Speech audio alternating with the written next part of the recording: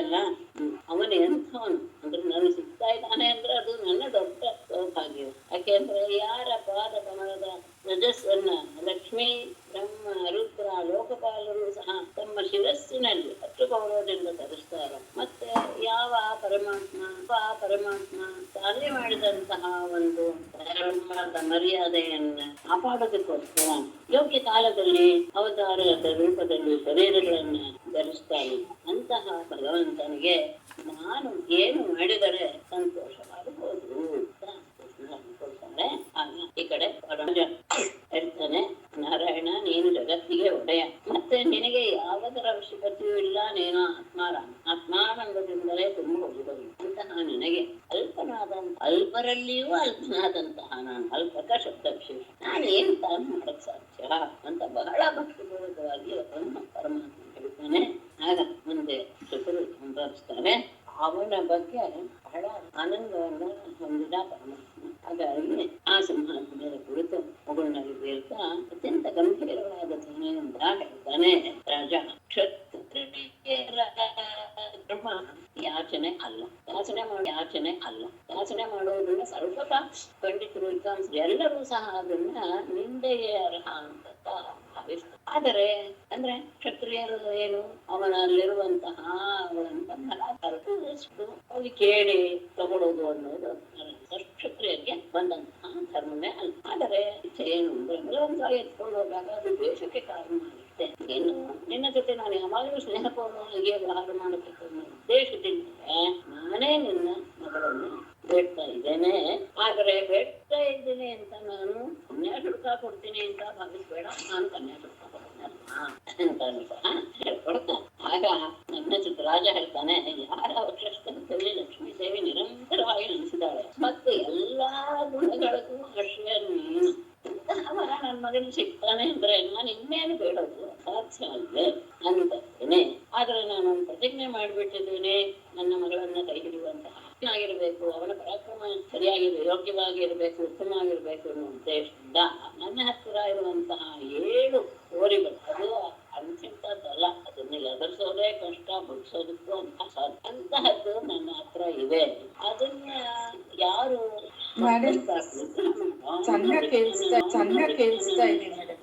ಅಂತ ನಾನು ಪ್ರತಿಜ್ಞೆ ಮಾಡಿಬಿಟ್ಟಿದ್ದೀನಿ. ಹೀಗಾಗಿ ಅನೇಕ ರಾಜಪುತ್ರರು ಒಂದು ಪರೀಕ್ಷೆ ಮಾಡಕ್ ಹೋಗಿ ತಮ್ಮ ಕೈ ಕಾಲನ್ನು ಮಾಡ್ಕೊಂಡು ಆಶೆಯನ್ನ ತೊರೆದಿದ್ದಾರೆ. ಒಂದು ವೇಳೆ ನೀನೇನಾದ್ರೂ ಆ ಹೋಲಿಗಳನ್ನು ನಿಗ್ರಹ ಮಾಡ್ಬಿಟ್ರೆ ಖಂಡಿತ ನೀನು ನನ್ನ ಮಗಳಿಗೆ ಬರೋಣ ಅದಕ್ಕೆ ಕೇಳುತ್ತೆ. ನಾ ಪರಮಾತ್ಮ ಅಂತ ಕಟ್ಟಿ 7 ಮಂದಿ ಕೃಷ್ಣರನ್ನಾಗಿ ತನ್ನನ್ನು ಕಲ್ಪಿಸೋ ಆ ಹೋರಿಗಳನ್ನ ನಿಗ್ರಹ ಮಾಡಿಬಿಟ್ಟು ಅವುಗಳ ದರ್ಪ ಅವುಗಳ ಶೌರ್ಯ ಎಲ್ಲವನ್ನ ಅಡಗಿಸಿ ಅವುಗಳನ್ನ ಹಗ್ಗದಿಂದ ಕಟ್ಟಿ ಒಂದು ಸಣ್ಣ ಹುಡುಗ ಮರದಿಂದ ಮಾಡಿದ ಎತ್ತುಗಳನ್ನು ಹೇಗೆ ಎಳೆದು ತರ್ತಾನೋ ಹಾಗೆ ಬಹಳ ಸುಲಭವಾಗಿ ಅವುಗಳನ್ನೆಲ್ಲ ಎಳೆದವನು ನೋಡಿ ಬಹಳ ರಾಜನಿಗೆ ಸಂತೋಷಗೊಂಡವನು ತನ್ನ ಮಗಳನ್ನ ಭಗವಂತನೂ ಸಹ ತನಗೆ ಯೋಗ್ಯಳಾದಂತಹ ಅವಳನ್ನ ಕೃಷ್ಣನಿಗೆ ಯೋಗ್ಯನಾದಂತಹ ಪತಿಯ ಸಿಕ್ಕಿದ ಅಂತ ರಾಣಿವಾಸರೆಲ್ಲರೂ ಸಹ ಬಹಳ ಅಂತಃಪುರದಲ್ಲಿ ನಗರದಲ್ಲಿ ಎಲ್ಲ ಕಡೆ ದೊಡ್ಡ ಉತ್ಸವದೇ ಕೋಸಲ ರಾಜನೇ ಬಳುವಳಿಯ ರೂಪದಲ್ಲಿ 1000 ಹಸುಗಳನ್ನ ಮತ್ತೆ ಚಿನ್ನದ ಕಂಠಾಭರಣಗಳನ್ನ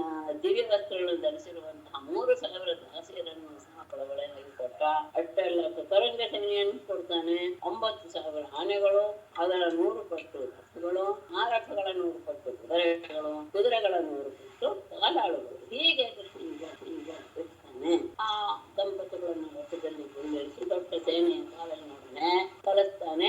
ಕಳಿಸುವಾಗ ಸ್ನೇಹದಿಂದ ಮನಸ್ಸು ತುಂಬಿ ಬರುತ್ತೆ, ಕಳಿಸ್ಬೇಕಲ್ಲ ಅಂತ. ಆದರೂ ಸಹ ಯೋಗ್ಯಳಾದಂತಹ ಪ್ರತಿಪುರಾಣಗಳಿಗೆ ಭಾವ ಎರಡೂ ವಿಶ್ವವಾಗುತ್ತೆ ಮನಸ್ಸಿನಲ್ಲಿ. ಹಾಗೆ ಸ್ನೇಹಾರ್ಥ ಹೃದಯದಿಂದ ಕಳಿಸ್ಕೊಟ್ಟು ಯಾದವರಿಂದ ಸೋತಿದ್ದಾರೆ ಕೆಲವು ರಾಜರು. ಮತ್ತೆ ನನ್ನ ಕಿಟನ ಗೂಳಿಗಳಿಂದ ಭಗ್ನರಾಗಿಬಿಟ್ಟು ಅಂತಹ ರಾಜರಿಗೆ ಈ ವಿಷಯ ಗೊತ್ತಾಗ್ಬಿಟ್ಟು ಕೃಷ್ಣನಿಗೆ ಕೊಟ್ಟ ತನ್ನ ಮಗಳನ್ನ ಅಂತ ಅವ್ರಿಗೆಲ್ಲರಿಗೂ ಸಹ ಅಸೂಯೆ ಬಂತು.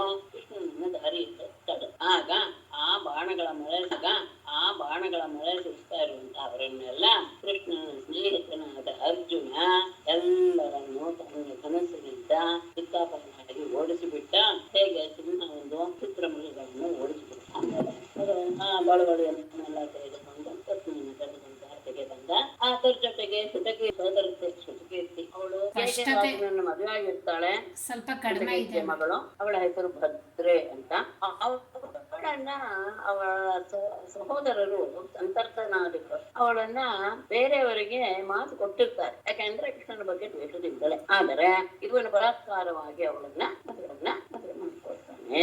ಈ ವಿಷಯ 83ನೇ ಅಧ್ಯಾಯದಲ್ಲಿ ಗೊತ್ತಾಗುತ್ತೆ. ಅಂದ್ರೆ ಇಲ್ಲಿ ಆ ತರಹ ಇಲ್ವಲ್ಲ ಅಂತ. ಆದ್ರೆ ದತ್ತ ಎನ್ನುವ ಶಬ್ದ ಇದೆಯಲ್ಲ, ಅದು ಭೂತಕಾಲ. ಅಂದ್ರೆ ಈಗಾಗಲೇ ಮಾತು ಕೊಟ್ಟು ಆಗಿದೆ ಎನ್ನುವುದು ಅರ್ಥ. ಒಬ್ಬನಿಗೆ ಅರ್ಪಿಸಿ ಆಗಿದೆ ಅವಳನ್ನ ಮಾತಿನ ಮೂಲಕ ಅನ್ನುವುದು ಅರ್ಥ. ಆ ಅರ್ಥವೇ ಮುಂದೆ ಬರುತ್ತೆ. ಹಾಗೇನೆ ಮಗಳಾದಂತಹ ಲಕ್ಷ್ಮಣ ಎನ್ನುವಂತಹ ಕನ್ಯೆಯನ್ನು ಸಹ ಸ್ವಯಂವರದಲ್ಲಿ ಇವನೇ ಒಬ್ಬನೇ ಹೋಗಿ ಗರುಡ ಅಮೃತವನ್ನು ತೆಗೆದುಕೊಂಡು ಬರುವ ರೀತಿಯಲ್ಲಿ ಇವನೊಬ್ಬನೇ ಅವಳನ್ನು ಅಪಹರಿಸಿಕೊಂಡು ಬಂದು ಮದುವೆ.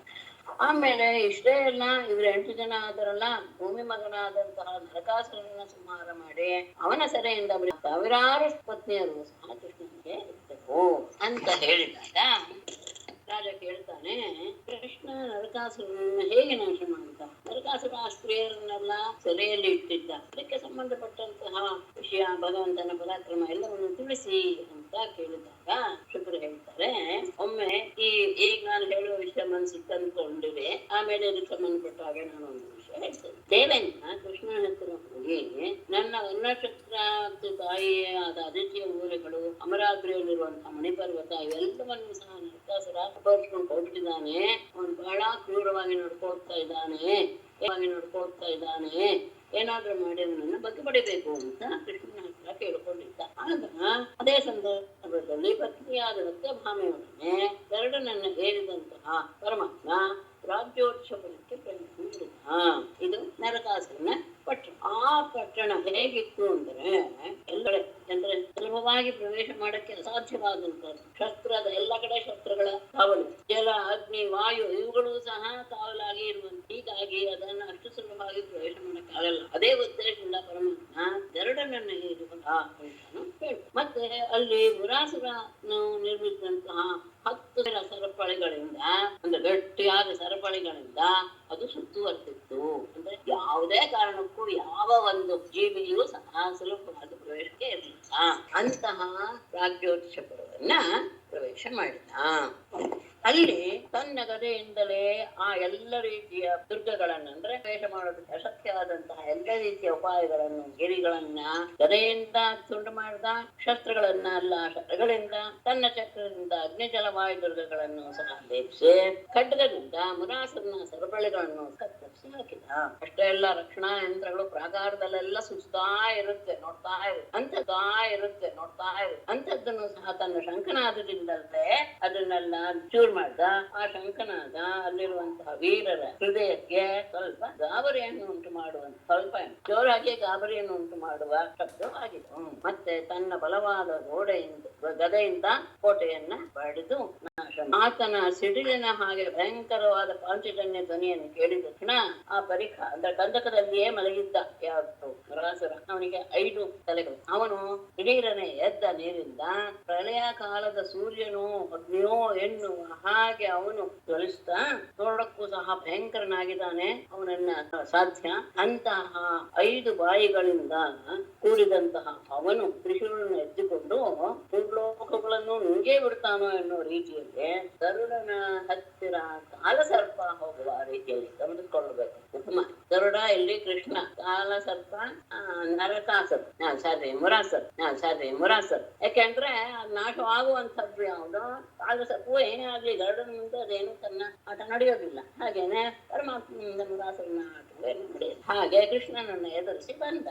ಅತ್ಯಂತ ರಭಸದಿಂದ ಶೂಲವನ್ನ ತಿರುಗಿಸಿ ಗರುಡನ ಮೇಲೆ ಎಸೆದು 5 ಮುಖಗಳಿಂದಲೂ ಸಹ ಗರ್ಜನೆ ಮಾಡ್ತಾನೆ.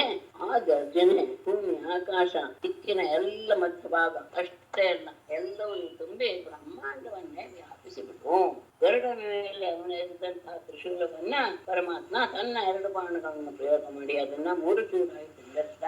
ಅಷ್ಟೇ ಅಲ್ಲ, ಬಾಣವನ್ನ ತುಂಬಿ ಅದನ್ನ ಬಿಗಿಸ್ಬಿಟ್ಟ. ಆಗ ಹಸುರನು ಸುಮ್ಮನೆ ಇರಲಿಲ್ಲ, ತನ್ನ ಗದೆಯನ್ನ ಕೃಷ್ಣನ ಮೇಲೆ ಬೀಸಿ. ಆ ಗದೆ ಯುದ್ಧರಂಗದಲ್ಲಿ ರವದಿಂದ ಬರ್ತಾ ಇದೆ ಗದೆ. ಆ ಗದೆಯನ್ನ ಹರೇ ತನ್ನ ಗದೆಯಿಂದ ಬಡಿದು 1000 ಚೂರುಗಳಾಗಿ ಬಿಡುತ್ತಾರೆ. ದೈತ್ಯ ಕೈಗಳನ್ನ ಎತ್ಕೊಂಡು ನುಗ್ಗಿ ಬರ್ತಾ ಇದ್ದಾನೆ. ಹಣದಲ್ಲಿಯೇ ಚಕ್ರ ಮೊರನ ಶಿರಸ್ಸುಗಳೆಲ್ಲವೂ ಸಹ ತರಿಸಲ್ಪಟ್ಟಿತ್ತು ಕೃಷ್ಣನ ಚಕ್ರದಿ. ತಲೆಗಳೆಲ್ಲ ಕತ್ತರು. ತಾಮ್ರೋಂತರಿಕ್ಷ ಶ್ರವಣಮಯ ಭಾವಸು ವಸುರ್ನಭಸ್ವಾನರುಣಶ್ಚ ಸಪ್ತಮಃ ಪೀಠಂ ಪುರಸ್ಕೃತ್ಯ ಚಮೋಪತಿಮೃತೆ ಗೋಮ ಪ್ರಯುಕ್ತಾ ನಿರಗನ್ ಧೃತಾಯುಧಾಃ. ತಾಮ್ರಃ ಅಂತರಿಕ್ಷಃ ಶ್ರವಣಃ ವಿಭಾವಸುಃ ವಸುಃ ನಭಸ್ವಾನ ಸಪ್ತಮಃ ಅರುಣಃ ಚ ಚಮೋಪತಿಂ ಪೀಠಂ ಪುರಸ್ಕೃತ್ಯ ಭೌಮಪ್ರಯುಕ್ತಾಃ ಧೃತಾಯುಧಾಃ ಹೃದೇ ತನ್ನ. ತಾಮ್ರಃ ಹೆಸರು ಅಯಲು ಸಹ. ತಾಮ್ರ ಅಂತರಿಕ್ಷ ಶ್ರವಣ ವಿಭಾವಸು ವಸು ನಭಸ್ವಾನ ಸಪ್ತಮಃ ಅರುಣ 7ನೇವನ ಅರುಣ. ಇವರೆಲ್ಲರೂ ಸಹ 7 ಜನರು ಚಮೋಪಟಿಂ ಪೀಠಂ ಪರಸ್ಯ ಸೇನಾಧಿಪತಿಯನ್ನಾಗಿ ಪೀಠನನ್ನ ಮುಂದೆ ಮಾಡಿಕೊಂಡು ಭೌಮ ಪ್ರಯುಕ್ತ ನರಕಾಸುರನಿಂದ ಕಳೆಸಲ್ಪಟ್ಟಂತವರು ಕೃತಾಯುಧ ಆಯುಧ ಸೈಕರಕ್ಕೆ ಮತ್ತೆ ಯುದ್ಧಕ್ಕೆ ನೆರಗನ್ ಹೊರಟು. ಎಲ್ಲರೂ ಸಹ ಅವರ ಭೌಮಾಸನ ಆದೇಶದಿಂದ ಶಸ್ತ್ರಾಸ್ತ್ರಗಳಿಂದ ಸಜ್ಜಿಗೆ ಪೀಠ ಎನ್ನುವಂತಹ ಸೇನಾಧಿಪತಿಯನ್ನ ಮುಂದೆ ಮಾಡಿಕೊಂಡು ಕೃಷ್ಣನ ಮೇಲೆ ಆಕ್ರಮಣ ಮಾಡೋದಕ್ಕೆ ಸಿದ್ಧ. ಒಂದು ಏನ್ ಮಾಡುದು? ಪ್ರಾಯುಂಜಕ ಸಾಧ್ಯ ಶರಾನ ಸೇಂಗದಾಹ ಶಕ್ತಿರಿಷ್ಟಿ ಶೂರ ನಿರ್ಜಯ ವಿಶೋಲ್ಪಣಾಹ ತಕ್ಷಸ್ತ್ರಕೂಟಂ ಪರಮಾತ್ಮಂ ಅರ್ಗಣೈಃ ಅಮೋಘವೀರ್ಯಃ ತಿಲಶಃ ಚಕರ್ತಃ. ಆಸಾದ್ಯ ಶರಾನ ಅಸೇನ ದದಾಹ ಶತ್ರುಷ್ಟಿಶೂಲಾನಿ ವೃಷಾ ಉಲ್ಬಣಾಃ ಅಜಿತೆ ಪ್ರಾಯುಂಜತ ತತ್ ಶಸ್ತ್ರಕೂಟಂ ಭಗವಾನ್ ಅಮೋಘವೀರ್ಯಃ ಸ್ವಮಾರ್ಗಣೈಃ ತಿಲಶಃ ಚಕರ್ತ. ಅಸಾಧ್ಯ ಅಂದ್ರೆ ಕೃಷ್ಣನ ಹತ್ತಿರ ಬಂತು. ಒಂದೇ ಯಾರನ್ನ? ಕೃಷ್ಣನ ಹತ್ತಿರ ಬಂತು. ಶರಾನ್ ಬಾಣಗಳನ್ನ, ಹಸೀನ್ ಖಡ್ಗಗಳನ್ನ, ಗದಾಹಗಳನ್ನ, ಶಕ್ತಿ ಶೂಲಾನಿ ಶಕ್ತ್ಯಾಯುಧ ವೃಷ್ಟಿ ಅನ್ನೋದು ಒಂದು ರೀತಿಯ ಖಡ್ಗದ ಭೇದ. ಇವುಗಳು ಮತ್ತೆ ಶೂಲ ಇವುಗಳನ್ನು ಅಜಿತೆ ಋಷ ಕೋಪದಿಂದ ಉಲ್ಬಣ ಭಯಂಕರವಾದಂತಹ ಭಯಂಕರರ ಸ್ವಭಾವದವರಾದವರು ಅಜಿತೆ ಕೃಷ್ಣನಲ್ಲಿ ಪ್ರಯೋಗ ಮಾಡಿದ್ರು. ಮೊದಲೇ ಅಜಿತೆ ಹೇಳ್ತಾರೆ ಎಲ್ಲ ಕೃಷ್ಣನಲ್ಲಿ ವಿಶಾಲ ಕೋಪದಿಂದ ಉಲ್ಬಣ ಭಯಂಕರ ರೂಪವನ್ನು ಧರಿಸಿದಂತಹ ಅವರು ಪ್ರಾಯೋಗಿಕ ಪ್ರಯೋಗ ಮಾಡಿದ್ರು. ಆಗ ಶಸ್ತ್ರಕೂಟಂ ಆ ಶಸ್ತ್ರಗಳ ಎಲ್ಲ ಸಮೂಹವನ್ನು ಸಹ ಭಗವಾನ್ ಪೂಜ್ಯನಾದ ಅಮೋಘ ಅತ್ಯಂತ ಪರಾಕ್ರಮಶಾಲಿಯಾದಂತಹ ಪರಮಾತ್ಮನು ಸಮಾರ್ಗಣೈಹಿ ಮಾರ್ಗಣ ಅಂದ್ರೆ ಬಾಣ ತನ್ನ ಬಾಣಗಳಿಂದ ತಿಲಶಃ ಚೂರು ಚೂರಾಗಿ. ತಿಲಶಃ ಅಂದ್ರೆ ಎಳ್ಳಿನಷ್ಟ ಚೂರು ಚೂರು, ತಿಲ ಅಂದ್ರೆ ಚಕರ್ತ ಕತ್ತರಿಸಿದ. ಎಲ್ಲ ಅವ್ರ ಬಾಣ ಪ್ರಯೋಗ ಮಾಡಿದ 7 ಜನ ಬಂದಿದ್ದಾರೆ. ಇಟ್ಕೊಳ್ಬೇಕು ಅಷ್ಟೇ ಅಲ್ಲ, ಎಲ್ಲರೂ ಸಹ ಆಯುಧವನ್ನು ಇಟ್ಕೊಂಡಿದ್ದಾರೆ. ಎಲ್ಲರ ಪ್ರಯೋಗ ಮಾಡಿದಂತಹ ಎಲ್ಲ ರೀತಿಯ ಶಸ್ತ್ರಗಳ ಸಮೂಹವನ್ನು ಸಹ ಪರಮಾತ್ಮ ತನ್ನ ಬಾಣಗಳಿಂದ ಚೂರು ಚೂರಾಗಿ ಮಾಡಿ ಬಿಟ್ಟ. ಮುಖ್ಯಾನ್ ಅನಯದ್ನಮಕ್ ನಿಕೃಷ್ಟ ಶೀರ್ಷೋ ವರ್ಮಣಃ ಅನೇಕವಾನ್ ಅಚ್ಯುತ ಚಕ್ರಸಾಯಕೈಃ ತಥಾ ನಿರಸ್ತಾನ್ ನರಕೋಧರಾಸುತಃ ಪೀಠ ಮುಖ್ಯಾನ್ ತಾನ್ ಯಮಕ್ಷಯಂ ಅನಯತ್ ಅಕ್ರಸಾಯಕೈಃ ನಿಕೃಷ್ಟ ಶೀರ್ಷೋರು ಭುಜಾಂಗಿರಿವರ್ಮಣಃ ಸ್ವಾನೇಕಪಾನ್ ತಥಾ ನಿರಸ್ತಾನ್ ಧರಾಸುತಃ ನರಕಃ ನಿರೀಕ್ಷ್ಯ ಅಂತ. ಮತ್ತೆ ಪೀಠ ಮುಖ್ಯಾನ ಪೀಠನೇ ಪ್ರಧಾನ ಅಂದ್ರೆ 7 ಜನರ ಜೊತೆಗೆ ಸೇನಾಧಿಪತಿಯಾಗಿ ಪೀಠ ನನ್ನ ಕಳಿಸಿದ್ದ ವೃತಾಸುರ. ಆ ಪೀಠ ಎಂಬ ಸೇನಾಧಿಪತಿಯೊಡನೆ ತಾನ ಎಲ್ಲ 7 ಜನರನ್ನು ಸಹ ಯಮಕ್ಷಯಂ ಯಮನ ಪಟ್ಟಣಕ್ಕೆ ಕಳುಹಿಸಿದ ಪರಮಾತ್ಮ. ಅಚ್ಯುತ ಚಕ್ರ ಸಹಾಯಕೈಗೆ ಪರಮಾತ್ಮನ ಚಕ್ರದಿಂದ ಬಾಣಗಳಿಂದ ನಿಕೃತ್ತ ಶೀರ್ಷ ಉರು ಭುಜ ಅಂಗ್ರಿ ವರ್ಮ ಕತ್ತರಿಸಲ್ಪಟ್ಟಂತಹ ತಲೆ, ಉರು ಅಂದ್ರೆ ತೊಡೆ, ಭುಜ ತೋಳು, ಅಂಗ್ರಿ ಪಾದ, ವರ್ಮ ಅಂದ್ರೆ ಕವಚ. ಇವುಗಳಿಂದ ಎಲ್ಲ ತಲೆಗಳು, ತೊಡೆಗಳು, ಕೈಗಳು, ಕಾಲುಗಳು ಎಲ್ಲವೂ ಸಹ ಕವಚಗಳಿಂದ ಎಲ್ಲವೂ ಕತ್ತರಿಸಲ್ಪಟ್ಟಂತಹ ಸ್ವ ಅನೇಕ ತನ್ನ ಸೇನಾ ನಾಯಕರನ್ನ ತಥಾ ನಿರಸ ಹಾಗೆ ಅವರನ್ನ ನಾಶ ಮಾಡಿದ್ದನ್ನ ಶರಾಸುತಃ ನರಹ ಭೂಮಿಯ ಮಗನಾದಂತಹ ನಿರೀಕ್ಷ ನೋಡಿ ಅಂತ ಪೀಠ ಮೊದಲಾದಂತಹ ಪೀಠನೇ ಪ್ರಧಾನ. ಅವರ ಜೊತೆಗೆ ಉಳಿದ ಎಲ್ಲ 7 ಜನ ಮಕ್ಕಳನ್ನು ಸಹ ಅವರು ಹಠ ಯಮನ ಮನೆಗೆ ಕಳಿಸಿದ. ತನ್ನ ಸೈನಿಕರೆಲ್ಲರೂ ಸಹ ಈ ರೀತಿಯಾಗಿ ತಲೆ, ತೊಡೆ, ತೋಳು, ಕಾಲು, ಕವಚಗಳನ್ನ ಕತ್ತರಿಸಿಕೊಂಡು ಎಲ್ಲರೂ ಸಹ ನಾಶವಾಗಿರೋದನ್ನ ಎಲ್ಲರೂ ನಾಶವಾಗಿರೋದನ್ನ ಭೂಮಿಯ ಮಗನಾದಂತಹ ನರಕ ನೋಡಿ ನಿರೀಕ್ಷ ದುರ್ಮರ್ಷಣ ಆಶ್ರಮನ್ಮದೈಹಿ ಭಾರ್ಯಂ ಗರುಡೋಪರಿಷ್ಠಿತಂ ಸೂರ್ಯೋಪರಿಷ್ಟಾತ್ ಸತಡಿದ್ಘನಂ ಯಥಾ ಕೃಷ್ಣಂ ಸ ತಸ್ಮೈ ವ್ಯಸೃಜತ್ ಶತಘ್ನಿ ಯೋಧಾಶ್ಚ ಸರ್ವೇ ಯುಗಪತ್ಸ್ಮ ವಿದ್ಯತು. ನಿರೀಕ್ಷ ಹಿಂದಿಂದ ದುರ್ಮರ್ಷಣ ಪಯೋಧಿಪ್ರಭವೈಃ ಆಶ್ರಮನ್ಮದೈಃ ಗಜೈಃ ನಿರಾಕ್ರಮ್ಯ ಭಾರ್ಯಂ ಗರುಡೋಪರಿ ಸೂರ್ಯೋಪರಿಷ್ಟಾತ್ ಸತಡಿಘ್ನಂ ಯಥಾ ತಥಾ ಸ್ಥಿತಂ ಕೃಷ್ಣಂ ದೃಷ್ಟ್ವಾ ಸಹ ಶತಘ್ನೀಂ ವ್ಯಸೃಜತ್ ಸರ್ವೇ ಯೋಧಾಃ ಚ ಯುಗಪತ್ ಬಿಭ್ಯತು ನಿರೀಕ್ಷ್ಯ.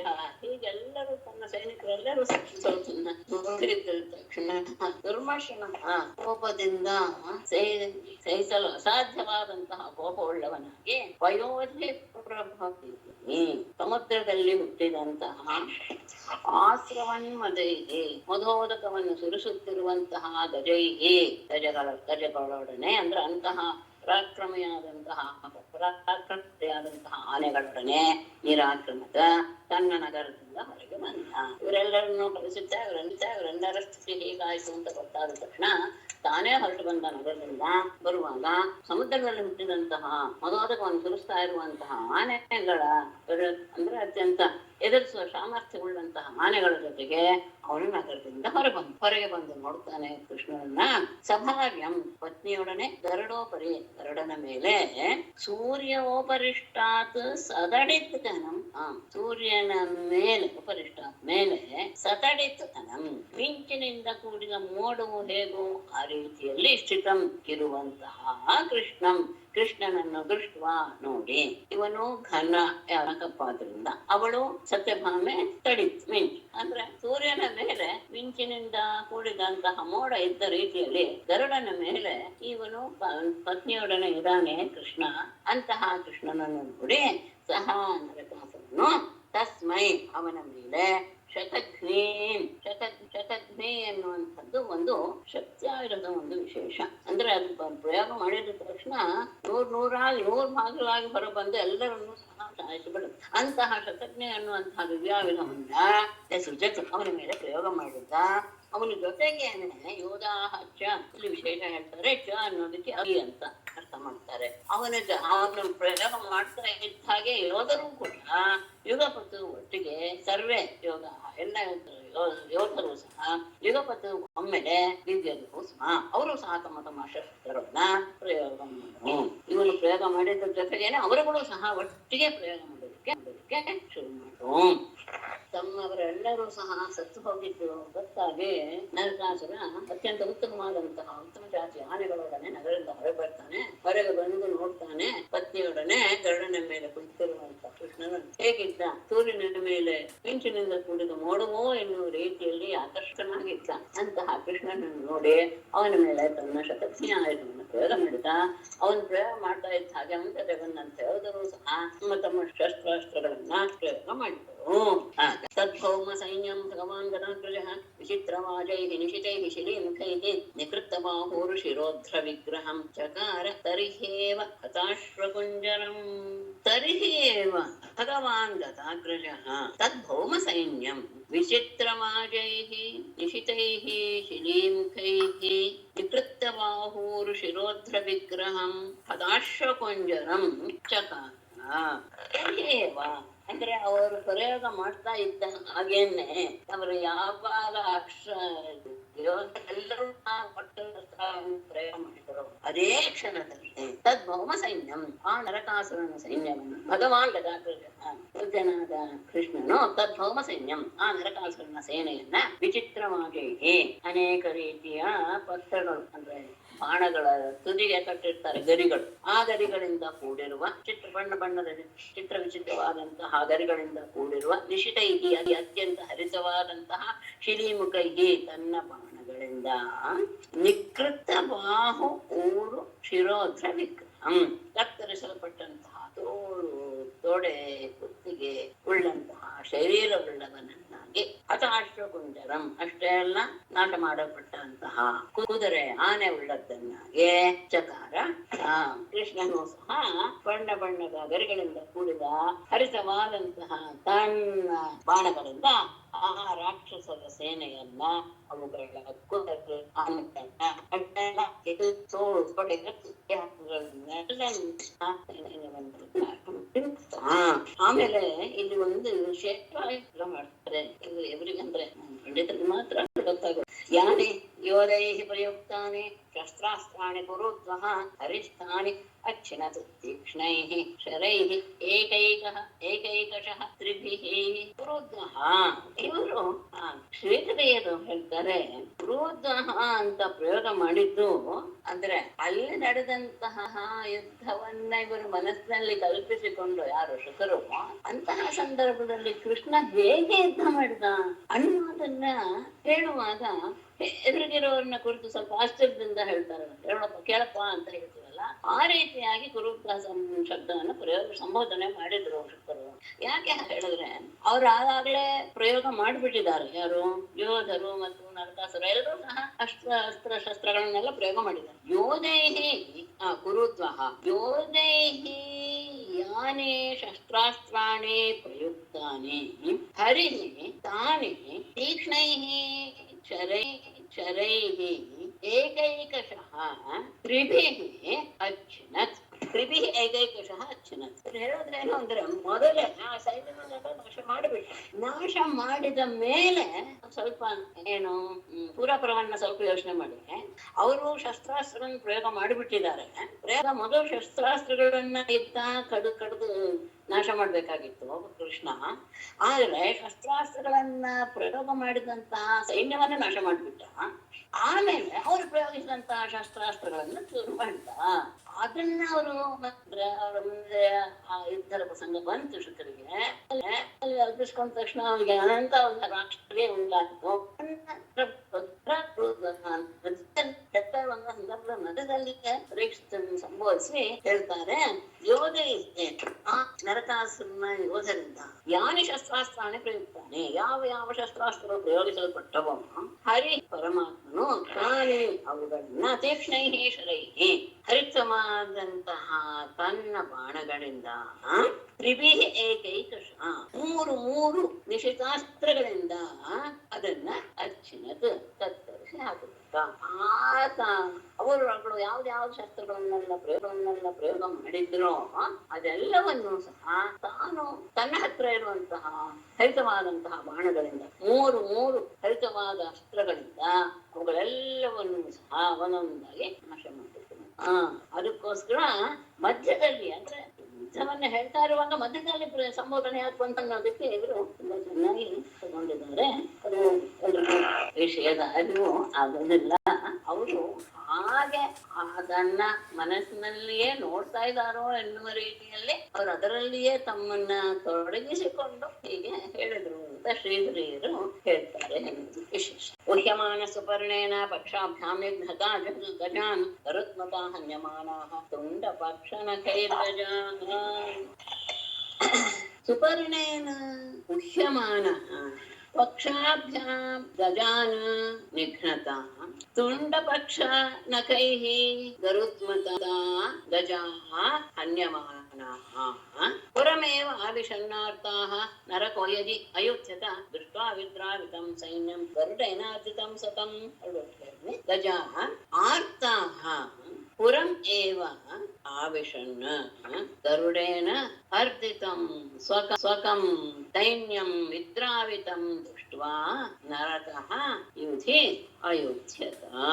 ಗರುಡೇನ ಗರುಡನ ಮೇಲೆ ಇದ್ದ ಗರುಡನಿಂದ ಹೊರಲ್ಪಟ್ಟಂತಹ ಅವನು ಆ ಗರುಡ ಏನ್ ಮಾಡ್ದ ಪಕ್ಷಾಭ್ಯಾಂ ತನ್ನ ರೆಕ್ಕೆಗಳಿಂದ ಗಜಾನ್ ಅಲ್ಲಿರುವಂತಹ ಆನೆಗಳನ್ನೆಲ್ಲ ರೆಕ್ಕೆಗಳಿಂದಲೇ ಹೊಡೆದು ಅಷ್ಟೇ ಅಲ್ಲ, ತುಂಡ ಪಕ್ಷನ ಕೈಗೆ ತನ್ನ ಬಾಯಿ, ಉಗುರು, ಪಂಜ ಮತ್ತು ಉಗುರು ಇವುಗಳಿಂದೆಲ್ಲ ಗರುತ್ಮತ ಆ ಗರುಡನಿಂದ ಹನ್ಯಮಾನಾಹ ಗಜಾಹ ಕೊಲ್ಲಲ್ಪಟ್ಟಂತಹ ಆನೆಗಳು, ಹೊಡೆಯಲ್ಪಟ್ಟಂತಹ ಆನೆಗಳು, ಕೊಲ್ಲಲ್ಪಟ್ಟಂತ ಹೇಳೋಂಗಿಲ್ಲ, ಹೊಡೆಯಲ್ಪಟ್ಟಂತಹ ಆನೆಗಳು ಆರ್ತಾಹ ಭಯಭೀತರಾಗಿ ಕಿರಿಚ್ಕೊಳ್ತಾ ಪುರಮೇವ ಆವಿಷನ್ ಪಟ್ಟಣದ ಕಡೆಗೆ ತಿರುಗಿ ಅಲ್ಲಿ ಓಡ ಹೋಗಿ ಶುರು ಮಾಡ್ಬಿಟ್ರು, ತಮ್ಮನ್ನು ರಕ್ಷಣೆ ಮಾಡಿ. ಆಗ ಗರುಡನಿಂದ ಸ್ವಕಂ ಸೈನ್ಯಂ ಅರ್ಧಿತಂ ಸ್ವಕಂ ಸೈನ್ಯಂ ಪೀಡೆಗೆ ಒಳಗಾದಂತಹ ತನ್ನ ಸೈನ್ಯ ಪೀಠಾವಿತಂ ಓಡ್ ಹೋಗ್ತಾ ಇರೋದನ್ನ ದೃಷ್ಟ ನೋಡಿ ನರಕಾಸುರನು ಯುದ್ಧದಲ್ಲಿ ಅಯೋಧ್ಯದ ಅವನೇ ಯುದ್ಧ ಮಾಡಕ್ಕೆ ಶುರು ಮಾಡ. ಗರುಡನ ಮೇಲೆ ಕೂತಿದ್ದಾನೆ. ಆಗ ಆ ಗರುಡ ಹೊತ್ಕೊಂಡು ಹೋಗ್ತಾ ಇದ್ದಾಳೆ, ರೆಕ್ಕೆ ಇರುತ್ತಲೆ ಅಲ್ಲಿರುವಂತಹ ಆನೆಗಳನ್ನೆಲ್ಲ ಹೊಡಿತಾ ಇದೆ. ಅಷ್ಟೇ ಅಲ್ಲ, ತನ್ನ ಬಾಯಿ, ಉಗುರು, ಪಂಜ ಇವುಗಳಿಂದೆಲ್ಲ ಅವುಗಳನ್ನೆಲ್ಲ ಬಡ್ತಾ ಇದ್ದಾನೆ. ಆಯುಧಗಳ ತನ್ನದೇ ಆಯುಧಗಳಿಂದ ಅವುಗಳಿಂದ ಹೊಡೆಯಲ್ಪಟ್ಟ ಆನೆಗಳೆಲ್ಲ ಹೆದರಿ ಭೀತರಾಗಿ ಪಲಾಯನ ಮಾಡೋದು ಪುರದ ಕಡೆಗೆ. ಹೀಗೆ ಗರುಡ ಎಲ್ಲ ಸೈನ್ಯವನ್ನು ಎದುರಿಸಿ ಓಡಿಸ್ತಾ ಇರುವ ನೋಡಿ ನರಕ ಸಂಭೌಮಃ ಪ್ರಾಹರತ್ ಶಕ್ತಿಯ ವಜ್ರ ಪ್ರತಿಹತೋ ಯತಃ ನಾಕಂ ಪಟತಯಾ ವಿದ್ಧಃ ಮಾಲಾಹತ ಇವ ದ್ವಿಪಃ ಯತಃ ವಜ್ರಃ ಪ್ರತಿಹತಃ ಶಕ್ತ್ಯಾ ಭೌಮಃ ತಂ ಪ್ರಾಹರತ್ ತಯಾ ವಿದ್ಧಃ ಮಾಲಾಹತಃ ದ್ವಿಪಃ ಇವ ನ ಅಕಂಪತ. ಯತಃ ಯಾವ ಆಯುಧ ಪ್ರತಿಯತಃ ವಜ್ರ, ಯಾವ ಆಯುಧದಿಂದ ವಜ್ರಾಯುಧವೂ ಸಹ ತನ್ನ ಕೆಲಸವನ್ನು ಮಾಡಲಿಲ್ವೋ ಅಂದ್ರೆ ವಜ್ರಾಯುಧ ಸಾಮರ್ಥ್ಯವೂ ಸಹ ಅದರ ಮುಂದೆ ಕ್ಷೀಣವಾಗಿತ್ತು. ಅಂತಹ ಶಕ್ತ್ಯಾಯುಧದಿಂದ ಭೌಮಃ ನರಕಾಸುರನು ತಂ ಆ ಗರುಡನನ್ನು ಪ್ರಾರತ್ ಹೊಡೆದ. ಇಂದ್ರನ ವಜ್ರಾಯುಧವೂ ಸಹ ಈ ಶಕ್ತ್ಯಾಯುಧದ ಮುಂದೆ ಏನೂ ಇಲ್ಲ ಎನ್ನುವಂತಹ ಪರಿಸ್ಥಿತಿಗೆ ಬಂದಿತ್ತು. ಅಷ್ಟು ಸಾಮರ್ಥ್ಯವಂತಹ ಶಕ್ತ್ಯಾಯುಧವನ್ನ ನರಕಾಸುರ ಗರುಡನ ಮೇಲೆ ಪ್ರಯೋಗ ಮಾಡಿದ್ದ. ಯಾವಿದ್ತಹ ಆ ಶಕ್ತ್ಯಾಯುಧದಿಂದ ಹೊಡೆಯಲ್ಪಟ್ಟಂತಹ ಗರುಡನು ಮಾಲಾಹತಃ ದ್ವಿಪಾಯುಧ ಹೂವಿನ ಹಾರದಿಂದ ಹೊಡೆಯಲ್ಪಟ್ಟ ಆನೆಯ ರೀತಿಯಲ್ಲಿ ನ ಅಕಂಪ ಅಲ್ಲಾಡ್ಲು ಹೂಮಾಲೆಯಿಂದ ಹೊಡೆದ್ರೆ ಆನೆಗೆ ಎಷ್ಟು ನೋವಂಥದ್ದು ಊಹಿಸ್ಕೊಳ್ಳಿ. ಹಾಗೆ ಅಂದ್ರೆ ಅದು ಅಲ್ಲಾಡೋದು ಇಲ್ಲ, ಅದು ಏಟೇ ಅಲ್ಲ, ಅದರ ಒಂದು ಎಲೆ ಬಿದ್ದು. ಹಾಗೆ ಇವನು ಗರುಡನ ಸಹ ಯಾವ ತೊಂದರೆ ಇಲ್ಲದೆ ಅವನು ಹಾಗೇನೆ ಅಲ್ಲಾಡದೆ ನಿಂತು ಬಿಟ್ಟಿದ್ದ. ಆಗ ಶೂಲಂ ಭೌಮಃ ಅಚ್ಯುತಂ ಹಂತುಂ ಆದದೇ ವಿಸೃತೋದ್ಯಮಃ ತದ್ವಿಸರ್ಗಾತ್ ಪೂರ್ವಮೇವ ನರಕಸ್ಯ ಶಿರೋ ಹರಿಃ ಅಪಾಹರಾತ್ ಗಜಸ್ಥಸ್ಯ ಚಕ್ರೇಣ ಕ್ಷುರನೇಮಿನಾ ವಿತತೋದ್ಯಮಃ ಭೌಮಃ ಹಂತುಂ ಶೂಲಂ ಆದದೇ ತದ್ವಿಸರ್ಗಾತ್ ಪೂರ್ವಮೇವ ಹರಿಃ ಕ್ಷುರನೇಮಿನಾ ಚಕ್ರೇಣ ಗಜಸ್ಥಸ್ಯ ನರಕಸ್ಯ ಶಿರಃ ಅಪಾಹರತ್. ವಿತತೋದ್ಯಮಃ ತನ್ನ ಪ್ರಯತ್ನಗಳೆಲ್ಲವೂ ವ್ಯರ್ಥವಾದಾಗ ಭೌಮಃ ನರಕಾಸುರನು ಅಚ್ಯುತಂ ಹಂತುಂ ಕೃಷ್ಣನನ್ನು ಕೊಲ್ಲೋದಕ್ಕೋಸ್ಕರ ಶೂಲಂ ಆನೆ ಶೂಲವನ್ನು ತೆಗೆದುಕೊಂಡ.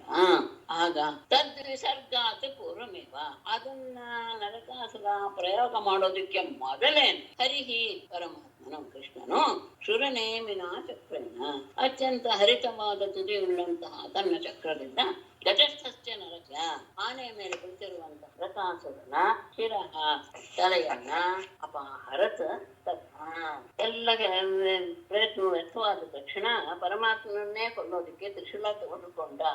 ಆಗ ಅದನ್ನ ಅವನು ಪ್ರಯೋಗ ಮಾಡೋದಕ್ಕೆ ಮೊದಲೇನೆ ಆನೆ ಮೇಲೆ ಕುಳಿತಂತಹ ನರಕನನ್ನ ತನ್ನ ಹರಿತವಾದಂತಹ ಆ ಚಕ್ರದ ತುಡಿಯಿಂದ ಅವನ ತಲೆಯನ್ನ ಕತ್ತರಿಸಿ ಹಾಕಿದ. ಕುಂಡಲಂ ಚಾರುಕಿರೀಟ ಭೂಷಣಂ ಬಭೌ ಪೃಥಿವ್ಯಾಂ ಪತಿತಂ ಸಮಜ್ವಲತ್ ಆಹೇತಿ ಸಾಧ್ವಿತ್ಯುಷಯಃ ಸುರೇಶ್ವರಾಃ ಮಾಲ್ಯೈಃ ಮುಕುಂದಂ ವಿಕಿರಂತಃ ಇಡಿರೇ ಚಾರುಕಿರೀಟ ಸಕುಂಡಲಂ ಚಾರುಕಿರೀಟ ಭೂಷಣಂ ಪೃಥಿವ್ಯಾಂ ಸಮಜ್ವಲತ್ ಪೃಥಿವ್ಯಾಂ ಪತಿತಂ ಸಕುಂಡಲಂ ಚಾರುಕಿರೀಟ ಭೂಷಣಂ ಪೃಥಿವ್ಯಾಂ ಪತಿತಂ ಸಮುಜ್ವಲತ್ ಬಭೌ ಹಾ ಹಾ ಇತಿ ಸಾಧು ಇತಿ ಋಷಯಃ ಸುರೇಶ್ವರಃ ಮುಕುಂದಂ ಮಾಲ್ಯೈಃ ವಿಕಿರಂತಃ ಈಡಿರೆ. ಕುಂಡಲಂ ಕುಂಡಲದಿಂದ ಕರ್ಣಕುಂಡಲದಿಂದ ಕೂಡಿರುವ ಚಾರು ಕಿರೀಟ ಭೂಷಣಂ, ಸುಂದರವಾದ ಕಿರೀಟದಿಂದ ಅಲಂಕೃತವಾದಂತಹ ಅವನ ತಲೆಯು ಪೃಥಿವ್ಯಾಂ ಪತಿತಂ, ಭೂಮಿಗೆ ಬಿದ್ದಿದ್ದು ಸಮುಜ್ವಲತ್, ಅತ್ಯಂತ ಶೋಭಾಯಮಾನವಾಗಿ ತೇಜೋವಿಶಿಷ್ಟವಾಗಿ ಬಹು ಶೋಭಿತು. ಕೆಳಗೆ ಬಿತ್ತು ಅವನ ತಲೆ, ಆದ್ರೆ ಅದು ಕುಂಡಲಗಳಿಂದ ಕಿರೀಟದಿಂದ ಕೂಡಿದ್ದರಿಂದ ಒಂದು ರೀತಿಯ ತೇಜೋವಿಶಿಷ್ಟವಾದಂತಹ ರೀತಿಯಲ್ಲಿ ಅದು ಶೋಭಿಸಿತು. ಆಗ ಆ ಸಂದರ್ಭದಲ್ಲಿ ಹಾ ಅಂತ ಕೆಲವರು, ಅಂದ್ರೆ ಯಾರು, ಅವನ ಸಂಬಂಧಿಕರು ಏನಾಗುತ್ತಲ್ಲ ಅಂತ ದುಃಖದಿಂದ ಹಾ ಹೇಳೋದು. ಸಜ್ಜನರೆಲ್ಲರೂ ಸಾಧು ಇತಿಹಾಸರೇಶ್ವರ, ಒಳ್ಳೆದಾಯ್ತು ಅಂತ ಋಷಿಗಳು ದೇವತೆಗಳು ಹೇಳ್ತಾ ಮುಕುಂದಂ ಪರಮಾತ್ಮನನ್ನು ಮಾಲ್ಯೈಗೆ ಹೂಮಳೆಗಳಿಂದ ಅರಿತಿರಂತಹ ಸುರಿಸ್ತಾ, ಮಳೆಯನ್ನು ಸುರಿಸ್ತಾ ಈಡಿರೆ ಸುತ್ಸಕ್ಕೆ ಶುರು. ಕುಂಡಲಾಂಕವಾದ ಸುಂದರ ಕಿರೀಟದಿಂದ ಭೂಷಿತವಾದಂತಹ ಶಿರಸ್ಸು ಭೂಮಿಯ ಬಿದ್ದು ಶೋಭಿಸ್ತಾ ಇತ್ತು. ಅದನ್ನ ನೋಡಿ ನರಕಾಸುರನ ಪಕ್ಷದವರು ದುಃಖದಿಂದ ಆಹಾ ಅಂತ ಹಾಹಾಕಾರ ಮಾಡಕ್ ಶುರು ಮಾಡಿದ್ರು. ಸಜ್ಜನರೆಲ್ಲರೂ ಸಹ ದೇವತೆಗಳೆಲ್ಲರೂ ಸಹ ಒಳ್ಳೆದಾಯ್ತು ಎನ್ನುವ ಶಬ್ದಗಳನ್ನು ಬಳಸಿದ್ರು. ಹೇಗೆ ಹೇಳ್ತಾ ಹೂವಿನ ಮಳೆಗಳನ್ನ ಅವನ ಮೇಲೆ ಪರಮಾತ್ಮ ಮೇಲೆ ಸುರಿಸ್ತಾ ಅವನನ್ನು ಸುರಿಸಕ್ಕೆ ಅದಾದ ಮೇಲೆ ನರಕಾಸುರನ ತಾಯಿ ಬರ್ತಾಳೆ.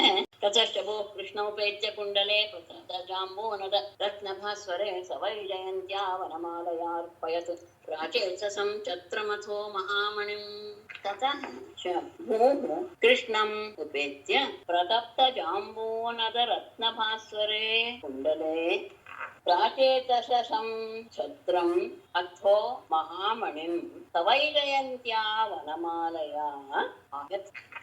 ತತಃ ಚ ಬಳಿಕ ಭೂಹು ನರಕಾಸುರನ ತಾಯಿಯಾದಂತಹ ಭೂದೇವಿಯು ಕೃಷ್ಣ ಮುಪೇತ್ಯ ಕೃಷ್ಣನ ಹತ್ತಿರ ಬಂದು ಪ್ರತಪ್ತ ಜಾಂಬೂನದ ರತ್ನ ಭಾಸೆ, ಕಾಯ್ತಾ ಇರುವಂತಹ ಬಿಸಿಯಾಗಿರುವಂತಹ ಕಾಯ್ತಾ ಇರುವಂತಹ ಚಿನ್ನದಲ್ಲಿರುವಂತಹ ರತ್ನಗಳಿಂದ ಶೋಭಾಯಮಾನವಾದಂತಹ ಕುಂಡಲೆ, 2 ಕುಂಡಲಗಳನ್ನ ಅಂದ್ರೆ ಅದಿತಿಯ ಒರೆಗಳನ್ನ, ಹಾಗೇನೆ ಪ್ರಾಚೇತ ಸಂಛತ್ರಂ ಇಂದ್ರನ ವರ್ಣನ ಛತ್ರವನ್ನು, ಅಥವಾ ಬಳಿಕ ಮಹಾಮಣಿ ಮೇರುವಿನ ಅಂಶಭೂತವಾದ ಮಂದರ ಶಿಖರದ ಮಹಾಮಣಿಯನ್ನು ಸವೈಜಯಂತ್ಯ ವನಮಾಲಯ ವೈಜಯಂತಿಯೊಂದಿಗೆ ವನಮಾಲೆಯೊಡೆ ವೈಜಯಂತಿ ಎನ್ನುವಂತಹ ವನಮಾಲೆಯೊಡೆ ಅವನಿಗೆ ಅರ್ಚಿತವು.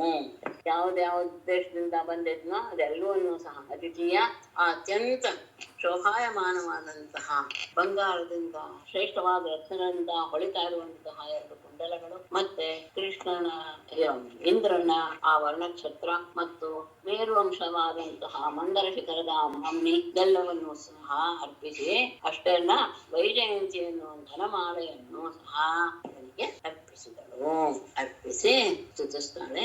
ಸ್ತೋಷೀರಥ ವಿಶ್ವೇಶಂ ದೇವಿ ದೇವವರಾರ್ಚಿತಂ ಪ್ರಾಂಜಲಿ ಪ್ರಣತಾರಾಜನ್ನ ಭಕ್ತಿ ಪ್ರವಣಯಾಧಿಯ. ರಾಜನ್ ದೇವಿ ಅಥ ದೇವವರಾರ್ಚಿತಂ ವಿಶ್ವೇಶಂ ಪ್ರಣತ ಪ್ರಾಂಜಲಿ ಭಕ್ತಿ ಪ್ರವಣಯಾಧಿಯ ಅಸ್ತೋಷಿ. ರಾಜನೇ ದೇವಿ ಭೂದೇವಿಯು ಅಥವಾ ಬಳಿಕ ದೇವವರಾರ್ಚಿತಂ ದೇವಶ್ರೇಷ್ಠರಿಂದ ಪೂಜಿಸಲ್ಪಟ್ಟಂತಹ ವಿಶ್ವೇಶಂ ಜಗದೊಡೆಯನಾದಂತಹ ಪರಮಾತ್ಮನನ್ನ ಪ್ರಣತ ನಮಸ್ಕರಿಸ್ತಾ ಪ್ರಾಂಜಲಿ ಕೈ ಮುಗಿದುಕೊಂಡು ಭಕ್ತಿ ಪ್ರಣಯಾಧಿಯ ಭಕ್ತಿ ಪೂರ್ವಕವಾದಂತಹ ಮನಸ್ಸಿನಿಂದ ಬುದ್ಧಿಯಿಂದ ಅಸ್ತೋಷಿ ಸ್ತುತಿಸಿದರು. ದೇವಶ್ರೇಷ್ಠರೆಲ್ಲರೂ ಸಹ ಆರಾಧಿಸುವಂತಹ ಪರಮಾತ್ಮ ಅಂತಹ ಜಗತ್ತಿಗೆ ಒಡೆಯನಾದಂತಹ ಪರಮಾತ್ಮನಿಗೆ ನಮಸ್ಕಾರ ಮಾಡ್ತಾ ಭೂದೇವಿಯು ಕೈಯನ್ನು ಜೋಡಿಸಿಕೊಂಡು ಬಹಳ ಭಕ್ತಿಯಿಂದ ತುಂಬಿದ ಮನಸ್ಸುಗಳಾಗಿ ಅವನನ್ನ ಸ್ತುತಿಸಿದಳು. ಏನಂತ? ನಮಸ್ತೆ ದೇವದೇವೇಶ ಶಂಖಚಕ್ರ ಗದಾಧರ ಭಕ್ತಿ ಕ್ಷೋಪಾತ್ತ ರೂಪಾಯ ಪರಮಾತ್ಮನ್ ನಮೋಸ್ತುತೆ. ದೇವದೇವೇಶ ಶಂಖಚಕ್ರ ಗದಾಧರ ತೇ ನಮಃ ಪರಮಾತ್ಮನ್ ಭಕ್ತಿ ಕ್ಷೋಪಾತ್ತ ರೂಪಾಯ ತೇ ನಮಃ. ಭೂಮಿ ವಾಚ ದೇವದೇವೇಶ ದೇವತೆಗಳಿಗೆಲ್ಲ ಯಾರು ಒಡೆಯರು ಅವರಿಗೂ ಸಹ ಒಡೆಯನೇ. ದೇವತೆಗಳಿಗೆ ದೇವರು ಯಾರೋ ಬ್ರಹ್ಮಾದಿಗಳು ಅವರಿಗೂ ಸಹ ಒಡೆಯನೇ. ಶಂಖಚಕ್ರ ಗದ ಶಂಖಚಕ್ರವನ್ನ ಕೈಯಲ್ಲಿ ಹಿಡಿದಂತಹ ಪರಮಾತ್ಮನೇ ತೇ ನಮಃ ನಿನಗೆ ನಮಸ್ಕಾರ. ಪರಮಾತ್ಮನೇ ಭಕ್ತಿ ಭಕ್ತ ಭಕ್ತರ ಇಚ್ಛೆಗೆ ಅವರ ಬಯಕೆಯಂತೆ ನೀನು ರೂಪವನ್ನು ಧರಿಸ್ತೀಯ. ಹಾಗೆ ಸ್ವೀಕರಿಸುವ ರೂಪವುಳ್ಳಂತಹ ಅದೇ ನಿನಗೆ ನಮಗೋಪವಿರಲಿ. ಎಲ್ಲರಿಗೂ ನೀನು ಒಡೆಯ ಶಂಖಚಕ್ರ ಗದೆಯನ್ನು ಯಾವಾಗಲೂ ಧರಿಸಿರ್ತೀಯ. ಅಂತಹ ನನಗೆ ನಮಸ್ಕಾರ. ಭಕ್ತರ ಬಯಕೆ ಹೇಗಿದೆಯೋ ಅದಕ್ಕೆ ಸರಿಯಾಗಿ ರೂಪವನ್ನು ಧರಿಸಿ ಅವರನ್ನೆಲ್ಲ ನೀನು ಸಂತೋಷಪಡಿಸ್ತೀಯ. ಅಂತಹ ಪರಮಾತ್ಮ ನಿನಗೆ ನಮಸ್ಕಾರ. ನಮಃ ಪಂಕಜನಾಭಾಯ ನಮಃ ಪಂಕಜಮಾಲಿನೇ ನಮಃ ಪಂಕಜನೇತ್ರಾಯ ನಮಸ್ತೆ ಪಂಕಜಾಂಗ್ರಯೇ. ಇದು ಈ ಶ್ಲೋಕ ಹಿಂದೆ ಒಮ್ಮೆ ಇಡೇ ಶ್ಲೋಕ ಬಂದಿತ್ತು. ಕುಂತಿ ಕೃಷ್ಣನಿಗೆ ಹೇಳುವ ಶ್ಲೋಕ. ಇವಳು ಹಾಗೆ ಸೂಚಿಸ್ತಾಳೆ. ನಮಃ ಪಂಕಜನಾಭಾಯ ನಮಃ ಪಂಕಜ ಮಾಲಿನೇ ನಮಃ ಪಂಕಜ ನೇತ್ರಾಯ ನಮಃ ಪಂಕಜಾಂಗ್ರಯೇ ತೇ ನಮಃ ಪಂಕಜನಾಭಾಯ ನಮಃ. ನಾಭಿಯಲ್ಲಿ ಕಮಲವನ್ನ ಪ್ರಕಟಪಡಿಸಿ ಬ್ರಹ್ಮನ ಉತ್ಪತ್ತಿಗೆ ಕಾರಣವಾದಂತಹ ನಿನಗೆ ನಮಃ ನಮಸ್ಕಾರ. ಪಂಕಜ ಮಾಲಿನೇ ನಮಃ. ಅಷ್ಟೇ ಅಲ್ಲ, ಆ ನಾಭಿಯಲ್ಲಿ ಪಂಕಜಗಳ ಮಾಲೆಯೇ ಉಂಟಾಗುತ್ತೆ. ಯಾಕೆ ಅಂದ್ರೆ ಪ್ರತಿ ಸತ್ಯಪ್ರಾಯವಾದಾಗಲೂ ಸಹ ಬ್ರಹ್ಮನ ಉತ್ಪತ್ತಿ ಆಗ್ಬೇಕಾದಾಗ ಮತ್ತೆ ನಿನ್ನ ನಾಭಿಯಿಂದ ಒಂದು ಹೊರಗೆ ಮಾಡಬೇಕು. ಹಾಗಾಗಿ ಅಂತಹ ಪಂಕಜಗಳ ತಾಲುಗಳನ್ನೇ ನೀನು ನಿನ್ನ ನಾಭಿಯಲ್ಲಿ ಧರಿಸಿರ್ತೀನಿ. ಅಂತಹ ನಿನಗೆ ಪಂಕಜ ನೇತ್ರಾಯ ಕಮಲ ಕ್ಷಣ ಉಳದಂತೆ ಕಣ್ಣುಳ್ಳನೇ ನಿನಗೆ ನಮಸ್ಕಾರ. ಪಂಕಜಾಂಗ್ರಯೇ ಪಾದ ಕಮಲಗಳಿಗೆ ಸುಂದರವಾದಂತಹ ಕಮಲದ ಹಾಗೆ ರೂಪಾದವುಳ್ಳಂತಹ ನಿನಗೆ ತೇ ನಮಃ. ನಮೋ ಭಗವತೆ ತುಭ್ಯಂ ವಾಸುದೇವಾಯ ವಿಷ್ಣವೇ ಪುರುಷಾಯ ಆದಿಬೀಜಾಯ ಪೂರ್ಣಬೋಧಾಯ ತೇ ನಮಃ. ವಾಸುದೇವಾಯ ವಿಷ್ಣವೇ ಭಗವತೆ ತುಭ್ಯಂ ನಮಃ. ಪುರುಷಾಯ ಆದಿಬೀಜಾಯ ಪೂರ್ಣಬೋಧಾಯ ತೇ ನಮಃ. ವಾಸುದೇವಾಯ, ಇಲ್ಲಿ ಎಲ್ಲ ಕಡೆ ವಾಸುದೇವ ಶಬ್ದಕ್ಕೆ ನೀವು ಹಾಗೇ ಅರ್ಥ ಮಾಡಿ ವಸುದೇವನ ಮಗ ಅಂತ ಅರ್ಥ ಮಾಡೋದೇ ಬೇಡ. ಎಲ್ಲ ಕಡೆ ಈ ಅರ್ಥ ಹೊಂದು ಅಂದ್ರೆ ನಮ್ಮ ಎಲ್ಲರಲ್ಲಿಯೂ ಇಟ್ಟುಕೊಂಡು ಆತನ ಪ್ರಕಟಣೆಗೆ ಕಾರಣೀಭೂತನಾದಂತಹ ವಾಸುದೇವ ರೂಪನಾದ ವಿಷ್ಣವೇ ಸರ್ವವ್ಯಾಪಿಯಾದ ಭಗವತೆ ಪೂಜ್ಯನಾದ ತುಭ್ಯಂ ನಿನಗೆ ನಮಃ. ಮತ್ತೆ ಪುರುಷಾಯ ಪರಮಪುರುಷನಾದಂತಹ ಆದಿಬೀಜಾಯ ಎಲ್ಲದಕ್ಕೂ ಕಾರಣೀಭೂತನಾದಂತಹ ಜಗತ್ತಿಗೆ ಕಾರಣೀಭೂತನಾದಂತಹ ಪೂರ್ಣಬೋಧಾಯ ಸರ್ವಜ್ಞನಾದ ಅಥವಾ ಜ್ಞಾನ ಸ್ವರೂಪನಾದ ನಿನಗೆ ನಮಸ್ಕಾರ. ಎಲ್ಲರಲ್ಲಿಯೂ ಸಹ ನೀನು ನೆಲೆಸಿದೀಯ, ಸರ್ವವ್ಯಾಪಿಯಾಗಿದೆಯ. ಭಗವಾನ್ ಅಂದ್ರೆ ಭಗ ಅಂದ್ರೆ 6 ರೀತಿಯ ಸಂಪತ್ತುಗಳಿಗೂ ಸಹ ನೀನು ಆಶ್ರಯ, ಅದನ್ನ ತಗೊಳ್ಬಹುದು. ಅಂತಹ ಭಗವಂತನಾದ ನಿನಗೆ ನಮಸ್ಕಾರ. ಮತ್ತೆ ಪರಮಪುರುಷನಾಗಿದೆಯ, ಎಲ್ಲದಕ್ಕೂ ಮೂಲ ಕಾರಣ, ಪ್ರತಿಯೊಂದಕ್ಕೂ ಮೂಲ ಕಾರಣ ನೀನೆ, ಜ್ಞಾನ ಸ್ವರೂಪನಾದಂತಹ ನಿನಗೆ. ಅಜಾಯುಧನೇತ್ರೇ ಶ್ರೀಯ ಬ್ರಹ್ಮಣೆ ಅನಂತ ಶಕ್ತಿಯೇ ಪರಾವರಾತ್ಮನ್ ಭೂತಾತ್ಮನ್ ಪರಮಾತ್ಮನ್ ನಮೋಸ್ತುತೇ. ಎಲ್ಲದಕ್ಕೂ ಕಾರಣೀಭೂತವಾದ್ಮೇಲೆ ಅದ್ ಹೇಗೆ ಅಂದ್ರೆ ಅರ್ಧ ಒಂದು ಮೊದ್ಲು ಇರ್ಬೇಕಲ್ಲ. ಅದಿರ್ಬೇಕು ಅಂದ್ರೆ ಅದೇನಾಗಿರ್ಬೇಕು, ಯಾವಾಗ್ಲೂ ಇರುವಂತದ್ದಾಗಿರ್ಬೇಕು. ಅಜಾಯ ಅಸ್ಯ ಜನಯಿತ್ರೇ ಬ್ರಹ್ಮಣೆ ಅನಂತ ಶಕ್ತಯೇ ಪರಾವರಾತ್ಮನ್ ಭೂತಾತ್ಮನ್ ಪರಮಾತ್ಮನ್ ತೇ ನಮಸ್ತು. ಇನ್ನೊಬ್ಬರ ಸೃಷ್ಟಿಗೆ ಕಾರಣವಾಗಿದ್ದಾನೆ ಒಬ್ಬ ಅಂದ್ರೆ ಅವನ ಸೃಷ್ಟಿಗೂ ಇನ್ನೊಂದೇನೋ ಕಾರಣ ಇರ್ಬೇಕಲ್ವೇ ಅಂತ ಸಂದೇಹ ಬಂದ್ರೆ ಇಲ್ಲ. ಅಜಾಯ ಅಂದ್ರೆ ಜನ್ಮರಹಿತನಾದ. ಆದರೆ ಅಸ್ಯ ಈ ವಿಶ್ವದ ಜನಯಿತ್ರೆ ಹುಟ್ಟುವಿಕೆಗೆ ಕಾರಣನಾದ, ಈ ಜಗತ್ತನ್ನು ಸೃಷ್ಟಿಸುವುದಕ್ಕೆ ಕಾರಣೀಭೂತ. ಅಜ ಹೇಗೆ ಅಂದ್ರೆ ಅಜಾಯ ಅನ್ನೋದಕ್ಕೇನೆ ಅದು ಇದು ಏನು ಪ್ರಮಾಣ ಬ್ರಹ್ಮಣೆ. ನಮ್ಮ ಶಬ್ದಕ್ಕೆ ಇಲ್ಲಿ ಬೃಹತ್ ಅಂತ ಅರ್ಥ.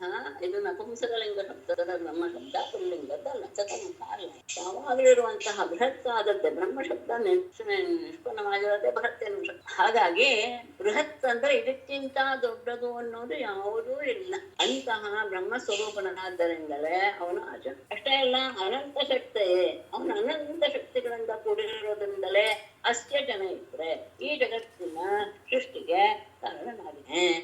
ಅದೆರಡು ಅದಕ್ಕೆ ವಿಶೇಷ. ಹಾಗಾಗಿ ಆದರೆ ಎಲ್ಲದಕ್ಕೂ ಸಹ ಒಂದು ಮೂಲ ಇರುತ್ತೆ, ಆದ್ರೆ ಇನ್ನು ಇಲ್ಲ. ಪರಾವರ ಅವರ ಎಲ್ಲದಕ್ಕೂ ಆತ್ಮಸ್ವರೂಪ ಅಂದ್ರೆ ಮೊದಲಿರೋದು ಬರೋದು ಪ್ರತಿಯೊಂದಕ್ಕೂ ಸಹ ಎಲ್ಲ ವಸ್ತುಗಳ ಆತ್ಮಸ್ವರೂಪನನ್ನು ಭೂತಾತ್ಮನ್ ಪ್ರತಿಯೊಂದು ಜೀವಿಗಳ ಆತ್ಮಸ್ವರೂಪನೇ ಪರಮಾತ್ಮನೇ ಅಷ್ಟು ನಿನ್ಗೆ ನಮಸ್ಕರಿಸಿ. ನೀನು ಜನ್ಮರಹಿತ. ಯಾಕೆ ಅಂದ್ರೆ ಬ್ರಹ್ಮನ ಅಂತರ. ನೀನು ಈ ವಿಶ್ವದ ಸೃಷ್ಟಿ ಮಾಡ್ತೀಯ. ಯಾಕೆ? ಅನಂತ ಶಕ್ತಿಯನ್ನು ಹೊಂದಿರೋದು. ಹಾಗಾಗಿ ಜಗತ್ತಿನಲ್ಲಿ ಯಾವುದಿದೆಯೋ ಪರ ವಸ್ತುಗಳೆಲ್ಲವೂ ಸಹ ಆ ಎಲ್ಲ ವಸ್ತುಗಳ ಸ್ವರೂಪವೂ ನೀನೆ, ಜೀವಿಗಳಲ್ಲಿರುವಂತಹ ಆತ್ಮ ಸ್ವರೂಪನೂ ನೀನೆ. ಅಷ್ಟೇ ಅಲ್ಲ, ಪರಮಾತ್ಮನೂ ಸಹ ಅಂತ. ಹಾಗಾದ್ರೆ ಇದಕ್ಕೆಲ್ಲ ಏನ್ ಬೇಕು? ರಸ್ತೆ ಬೇಕಲ್ಲ. ಸೃಷ್ಟಿ ಮಾಡ್ಬೇಕು ಅಂದ್ರೆ ಒಂದಷ್ಟು ಗುಣಗಳು ಬೇಕು, ಇಲ್ಲಿದ್ರೆ ಪ್ರಪಂಚ ಸೃಷ್ಟಿ ಆಗೋದಿಲ್ಲ. ಅದನ್ನೇ ಹೇಳ್ತಾಳೆ, ತ್ವಮ್ಮೈಸಿ ಸೃಷ್ಟಿಹುರಜವತ್ಕಟಂ ಪ್ರಭೋ ತಮೋ ನಿರೋಧಾಯ ವಿಭರ್ಷ ಸಂವೃತಃ ಸ್ಥಾನಾಯ ಸತ್ವಂ ಜಗತೋ ಜಗತ್ಪತೆ ಕಾಲ ಪ್ರಧಾನಂ ಪುರುಷಃ ಭವಾನ್ ಪರಃ. ಪ್ರಭೋ ತ್ವಂ ತಿಸೃಕ್ಷುಃ ಉತ್ಕಟಂ ರಜಃ ನಿರೋಧಾಯ ತಮಃ ಜಗತಃ ಸ್ಥಾನಾಯ ಸತ್ವಂ ಬಿಭರ್ಷಿ ಜಗತ್ಪತೆ ಅಸಂವೃತಃ ಕಾಲಃ ಪ್ರಧಾನಂ ಪುರುಷಃ ಪರಃ ಮಾನ್ ಅಥವಾ ಭವಾನ್ ಪದಃ ಆಗುತ್ತದೆ. ತ್ವಮ್ಮೈ ನೀನಾದರೂ ಸಿಸೃಕ್ಷು ಈ ಜಗತ್ತನ್ನ ಸೃಷ್ಟಿ ಮಾಡಬೇಕು ಅನ್ನೋ ಉದ್ದೇಶ ಉತ್ಕಟ ಅಮೃತ ಅತ್ಯಂತ ಪ್ರಭಾವಪೂರ್ಣವಾದಂತಹ ಉತ್ಕಟವಾದಂತಹ ರಜೋಗುಣವನ್ನು ನಿರೋಧಾಯ ಅದನ್ನು ನಾಶ ಮಾಡುವಂತಹ ಸಂದರ್ಭ ಬಂದಾಗ ತಮಃ ತಮೋಗುಣವನ್ನು ಜಗತಃ ಸ್ಥಾನಾಯ ಜಗತ್ತನ್ನ ರಕ್ಷಣೆ ಮಾಡುವಂತಹ ಸ್ಥಾನ ಅಂದ್ರೆ ರಕ್ಷಣೆ ಮಾಡುವಂತಹ ಸಂದರ್ಭದಲ್ಲಿ ಸತ್ವಗುಣವನ್ನು ಸಹ ವಿಧರ್ಷಿ ನೀನು ಧರಿಸ. ಅಂದ್ರೆ ಅದನ್ನ ನೀನು ನಿನ್ನಲ್ಲಿ ಸೇರಿಸ್ಕೊಳ್ತೀನಿ. ರಜೋಗುಣವನ್ನು ಆಶ್ರಯಿಸಿದಾಗ ನೀನು ಜಗತ್ತನ್ನು ಸೃಷ್ಟಿ ಮಾಡ್ತೀಯ, ತಮೋಗುಣವನ್ನು ಆಶ್ರಯಿಸಿದಾಗ ಜಗತ್ತನ್ನು ನಾಶ ಮಾಡ್ತೀಯ. ಹಾಗೇನೆ ಪಾಲನೆ ಮಾಡುವಾಗ ನೀನು ಸತ್ವಗುಣವನ್ನು ಆಶ್ರಯಿಸ್ತೀಯ. ಆದರೆ ಅಸಂವೃತ ಈ ಯಾವ ಗುಣಗಳಿಂದಲೂ ಸಹ ನೀನು ಕೂಡಿಲ್ಲ. ಯಾವ ಗುಣಗಳು ಸಹ ನಿನ್ನಲ್ಲಿ ಯಾವ ಪರಿಣಾಮವನ್ನು ಉಂಟು ಮಾಡೋದಿಲ್ಲ. ಆ ಗುಣಗಳು ಕೇವಲ ಸೃಷ್ಟಿ ಸಂಹಾರಕ್ಕೆ ಮಾತ್ರ ಕಾರಣೀಭೂತವಾಗುತ್ತೆ ಹೊತ್ತು ಅದು ನಿನ್ನಲ್ಲಿ ನೆಲೆಸಿ ಅದರಿಂದ ನೀನು ದೋಷಪೂರಿತನಾಗೋದಿಲ್ಲ. ಅಷ್ಟೇ ಅಲ್ಲ, ನೀನು ಜಗತ್ಪತೆ ಈ ವರ್ಷ ಅಲ್ಲೇ ತಗೊಂಡ್ರು. ಜಗತ್ಪತೆ ಇಲ್ಲೂ ಬೇಕಾದ್ರೆ ತಗೊಳ್ಳಿ, ಮೊದಲೇ ತಗೊಂಡಿದ್ರು ಬೇಡ. ಜಗದೊಡೆನೆ ಕಾಲನೂ ನೀನೆ, ಪ್ರಧಾನಂ ಅಂದ್ರೆ ಪ್ರಕೃತಿಯೂ ನೀನೆ, ಪುರುಷನೂ ಸಹ ನೀನೆ. ಪ್ರಕೃತಿ ಪುರುಷ, ಕಾಲ ಪ್ರಧಾನ ಪುರುಷ ಅವುಗಳು ಸಹ ನಿಂದ ಬೇರೆಯಲ್ಲ.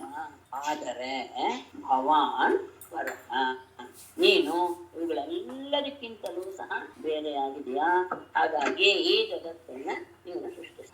ಅಂದರೆ ಈ ಗುಣಗಳೆಲ್ಲವೂ ಸಹ ಒಂದು ವ್ಯಕ್ತಿಯಲ್ಲಿ ಕೆಲಸ ಮಾಡೋದಕ್ಕೆ ಶುರು ಮಾಡಿಬಿಟ್ರೆ ಅವನಿಂದ ಯೋಗ್ಯವಾದಂತಹ ಕೆಲಸ ಆಗೋದಿಲ್ಲ. ಯಾಕೆಂದ್ರೆ ಅವಾಗ ತನ್ನವರು ಪರಕೀಯರು ಎನ್ನುವಂತಹ ಭಾವ ಬಂದ್ಬಿಡುತ್ತೆ. ಯಾವಾಗ ಆ ಗುಣಗಳು ಆ ವ್ಯಕ್ತಿಯಲ್ಲಿ ಕೆಲಸ ಮಾಡೋದಿಲ್ವೋ ಹಾಗಾದಾಗ ಮಾತ್ರ ಪ್ರತಿಯೊಂದನ್ನು ಸಹ ಆ ಸ್ವಭಾವಕ್ಕೆ ಅನುಗುಣವಾಗಿ ತನ್ನ ಅಧೀನದಲ್ಲಿ ಇಟ್ಕೊಳ್ಳುವಂತಹ ಸಾಧ್ಯ ಬರುತ್ತೆ.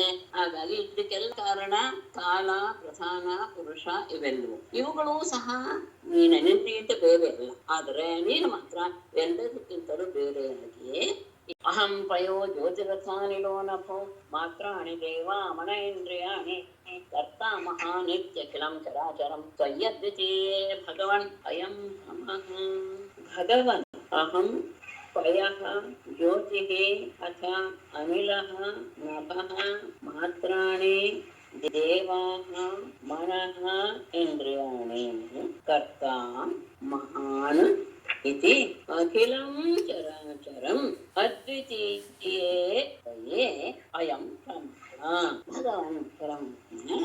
ಅಹಂ ಅಂದ್ರೆ ನಾನು ಅಂದ್ರೆ ಪೃಥ್ವಿ ಅಂದ್ರೆ ಪಂಚಭೂತಗಳಿಂದ ಇಲ್ಲಿಂದ ತಗೊಂಡು ಹೋಗ್ತಾರೆ. ಸೃಷ್ಟಿಯ ಕ್ರಮ ವಿರುದ್ಧವಾಗ್ತಾರೆ. ಅಹಂ ಅಂದ್ರೆ ಪೃಥ್ವಿ, ಪಯಃ ನೀರು, ಜ್ಯೋತಿ ಅಗ್ನಿ, ಅಥ ಬಳಿಕ ಅನಿಲಃ ವಾಯು, ನಭಃ ಆಕ್ಷ, ಆಮೇಲೆ ಮಾತ್ರಾಣಿ ಪಂಚಮಾತ್ರಗಳು ಪಂಚ ತನ್ಮಾತ್ರಗಳು, ಆಮೇಲೆ ದೇವಾಹ ಅಂದ್ರೆ ಆ ಇಂದ್ರಿಯಗಳ ಅಧಿದೇವತೆಗಳು, ಆಮೇಲೆ ಮನಸ್ಸು, ಇಂದ್ರಿಯಗಳು, ಆಮೇಲೆ ಕರ್ತ ಅಂದ್ರೆ ಇದನ್ನೆಲ್ಲ ವ್ಯವಸ್ಥೆ ಮಾಡ್ಕೊಳಕ್ ಹೋಗಬೇಕಲ್ಲ ಅವನು ಜೀವ, ಆಮೇಲೆ ಮಹಾನ್ ಅಂದ್ರೆ ಮಹತ್ತತ್ವ, ಇತಿ ಹೀಗೆ ಅಖಿಲಂ ಚರಾನಂ ಈ ಎಲ್ಲ ಸಮಸ್ತ ಚರಾಚರ ವಸ್ತು ಜಗತ್ತು ಸಹ ಅದ್ವಿತೀಯೇ ಯಾಕೆ ಅಂದ್ರೆ ಅದ್ವಿತೀಯ ಒಬ್ಬನೇ ನೀರೋದು. ಹಾಗಾಗಿ ನಿನ್ನಲ್ಲಿಯೇ ಪ್ರತಿಯೊಂದು ಇದೆ. ಆದರೆ ಆದರೆ ನಮಗೆ ಏನು ಕಾಣುತ್ತೆ? ಬೇರೆ ಬೇರೆಯಾಗಿ ಕಾಣೋದು ಯಾತಕ್ಕೆ? ಅಯಂ ಭ್ರಮ. ಅದು ನಮಗೆ ಭ್ರಮೆ. ಭ್ರಮೆ ಅಂದ್ರೆ ಮಿಥ್ಯ, ಇಲ್ದಿದ್ದು ಸಹ ನಿನ್ನಲ್ಲಿ ಕಲ್ಪಿತವಾಗಿರೋದು ಕೆಲವು, ಆದರೆ ನಮಗೆ ಬೇರೆ ಬೇರೆಯಾಗಿ ಕಾಣಿಸ್ತಾ ಇದೆ ಅಂದ್ರೆ ನಮ್ಮಲ್ಲಿರುವಂತಹ ಭ್ರಾಂತಿ. ಪ್ರತಿಯೊಂದು ಸಹ ನೀನೆ, ನಾನು ಭೂಮಿ ಆದಂತಹ ನನ್ನನ್ನು ಸೇರಿಸ್ಕೊಂಡು ಪ್ರತಿಯೊಂದು ಸಹ ಪಂಚಭೂತಗಳು, ಪಂಚ ತನ್ಮಾತ್ರೆಗಳು, ಪಂಚ ಇಂದ್ರಿಯಗಳ ದೇವತೆಗಳು, ಮನಸ್ಸು, ಇಂದ್ರಿಯಗಳು, ಮತ್ತೆ ಜೀವ, ಮಹತ್ತತ್ವ ಎಲ್ಲ ಏನೇನು ಇದೆಯೋ ಚರಾಚರ ಪ್ರಪಂಚ ಅದ್ವಿತೀಯನಾದಂತಹ ನಿನ್ನಲ್ಲಿಯೇ ಕಲ್ಪಿತವಾದದ್ರಿಂದ ನಮಗೆ ಬೇರೆಯಾಗಿ ತೋರೋದು ಹೇಗೆ ಅಂದ್ರೆ ಭ್ರಮೆ ಅಂತ ಹೇಳಿ, ತಸ್ಯಾತ್ಮಜೋಯಂ ತವ ಪಾದಮಂಕಜಂ ವೇದ ಪ್ರಪನ್ನಾತಿ ಹರೋಪತಃ ತತ್ಪಾದಯೈನಂ ಕುರು ಹಸ್ತ ಪಂಕಜಂ ಶಿರಸಿ ಅಮುಷ್ಯಾಖಿಲ ಕಲ್ಮಷಾಪಹಂ. ಅಯಂ ತಸ್ಯ ಆತ್ಮಜ. ಮೊದಲ ಇದನ್ನು ಸಂಬೋಧನ ಪ್ರಪನ್ನಾರ್ಥಿ ಹರ ಸಂಬೋಧನೆ. ಅಯಂ ತಸ್ಯ ಆತ್ಮಜ ಭೀತಃ ತವ ಪಾದ ಪಂಕಜಂ ಉಪಸಾದಿತಃ ತತ್ ಏನಂ ಪಾಲಯ ಅಮುಷ್ಯ ಶಿರಸಿ ಅಖಿಲ ಕಲ್ಮಷಾಪಹಂ ಹಸ್ತ ಪಂಕಜಂ ಕುರು. ಪ್ರಪನ್ನಾರ್ಥಿ ಹರ ಸಂಬೋಧನೆ.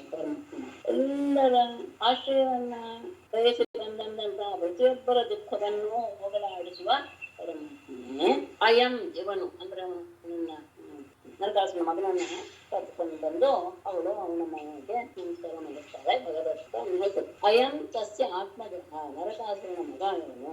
ಭೀತಃ, ಎಲ್ಲದರಿಂದ ಅವನು ಹೆದರಿಬಿಟ್ಟು, ಅಂತಹ ಹೆದರಿದಂತಹ ಅವನನ್ನು ತವ ಪಾದ ಪಂಕಜಂ, ನಿನ್ನ ಪಾದ ಕಮಲದ ಹತ್ತಿರ ಉಪಸಾದಿತ ನಾನು ಕರೆದುಕೊಂಡು ಬಂದಿದ್ದೇನೆ. ಏನಂ ಇವನನ್ನು ತತ್, ಆದ್ದರಿಂದ ಏನಂ ಇವನನ್ನು ಪಾಲಯ, ನೀನು ರಕ್ಷಣೆ ಮಾಡಬೇಕು. ಅಮುಷ್ಯ ಚಿರತಿ, ಇವನ ತಲೆಯ ಮೇಲೆ ಅಖಿಲ ಕಲ್ಮಷಂ, ಸಕಲ ಪಾಪ ಪರಿಹಾರಕವಾದಂತಹ ಹಸ್ತ ಪಂಕಜಂ, ನಿನ್ನ ಕರಕಮಲವನ್ನು ಕೊಡು ಅವನ ಮೇಲೆ. ಅಂದ್ರೆ ನಿನ್ನ ಅಭಯವನ್ನು ಕೊಡುವವರಿಗೆ ಹೆದರಿ ಬಿಟ್ಟಿದ್ದಾನೆ ಅವನು. ಹಾಗಾಗಿ ನಾನು ಅವನನ್ನ ನಿನ್ನ ಆಶ್ರಯಕ್ಕೆ ಕರ್ಕೊಂಡು ಬಂದಿದ್ದೇನೆ. ಇವನನ್ನ ರಕ್ಷಣೆ ಮಾಡೋದಾರ ನಿಂದೇನೆ. ಇವನ ಮೇಲೆ ಅಭಯ ಪ್ರಧಾನದ ರೀತಿಯಲ್ಲಿ ನಿನ್ನ ಹಸ್ತಕಂಬವನ್ನು ಅವನ ತಲೆ ಮೇಲೆ ಶ್ರೀಶುಕೋವಾಚ ಇತಿ ಭೂಮ್ಯಾರ್ಥಿತೋ ವಾಗ್ಭಿಃ ಭಗವಾನ್ ಸತ್ಯನಮ್ರಯ ದತ್ವಾ ಅಭಯಂ ಭೌಮಗೃಹಂ ಪ್ರಾವಿಶತ್ ಸಕಲಾರ್ಥಿಮತ್. ಇತಿ ಭೂಮ್ಯಾ ಭಕ್ತಿನಮ್ರಯ ಭೂಮ್ಯಾ ವಾಗ್ಭಿಃ ಅರ್ಥಿತಃ ಭಗವಾನ್ ಅಭಯಂ ದತ್ವಾ ಸಕಲಾರ್ಥಿಮತ್ ಭೌಮಗೃಹಂ ಪ್ರಾವಿಶತ್.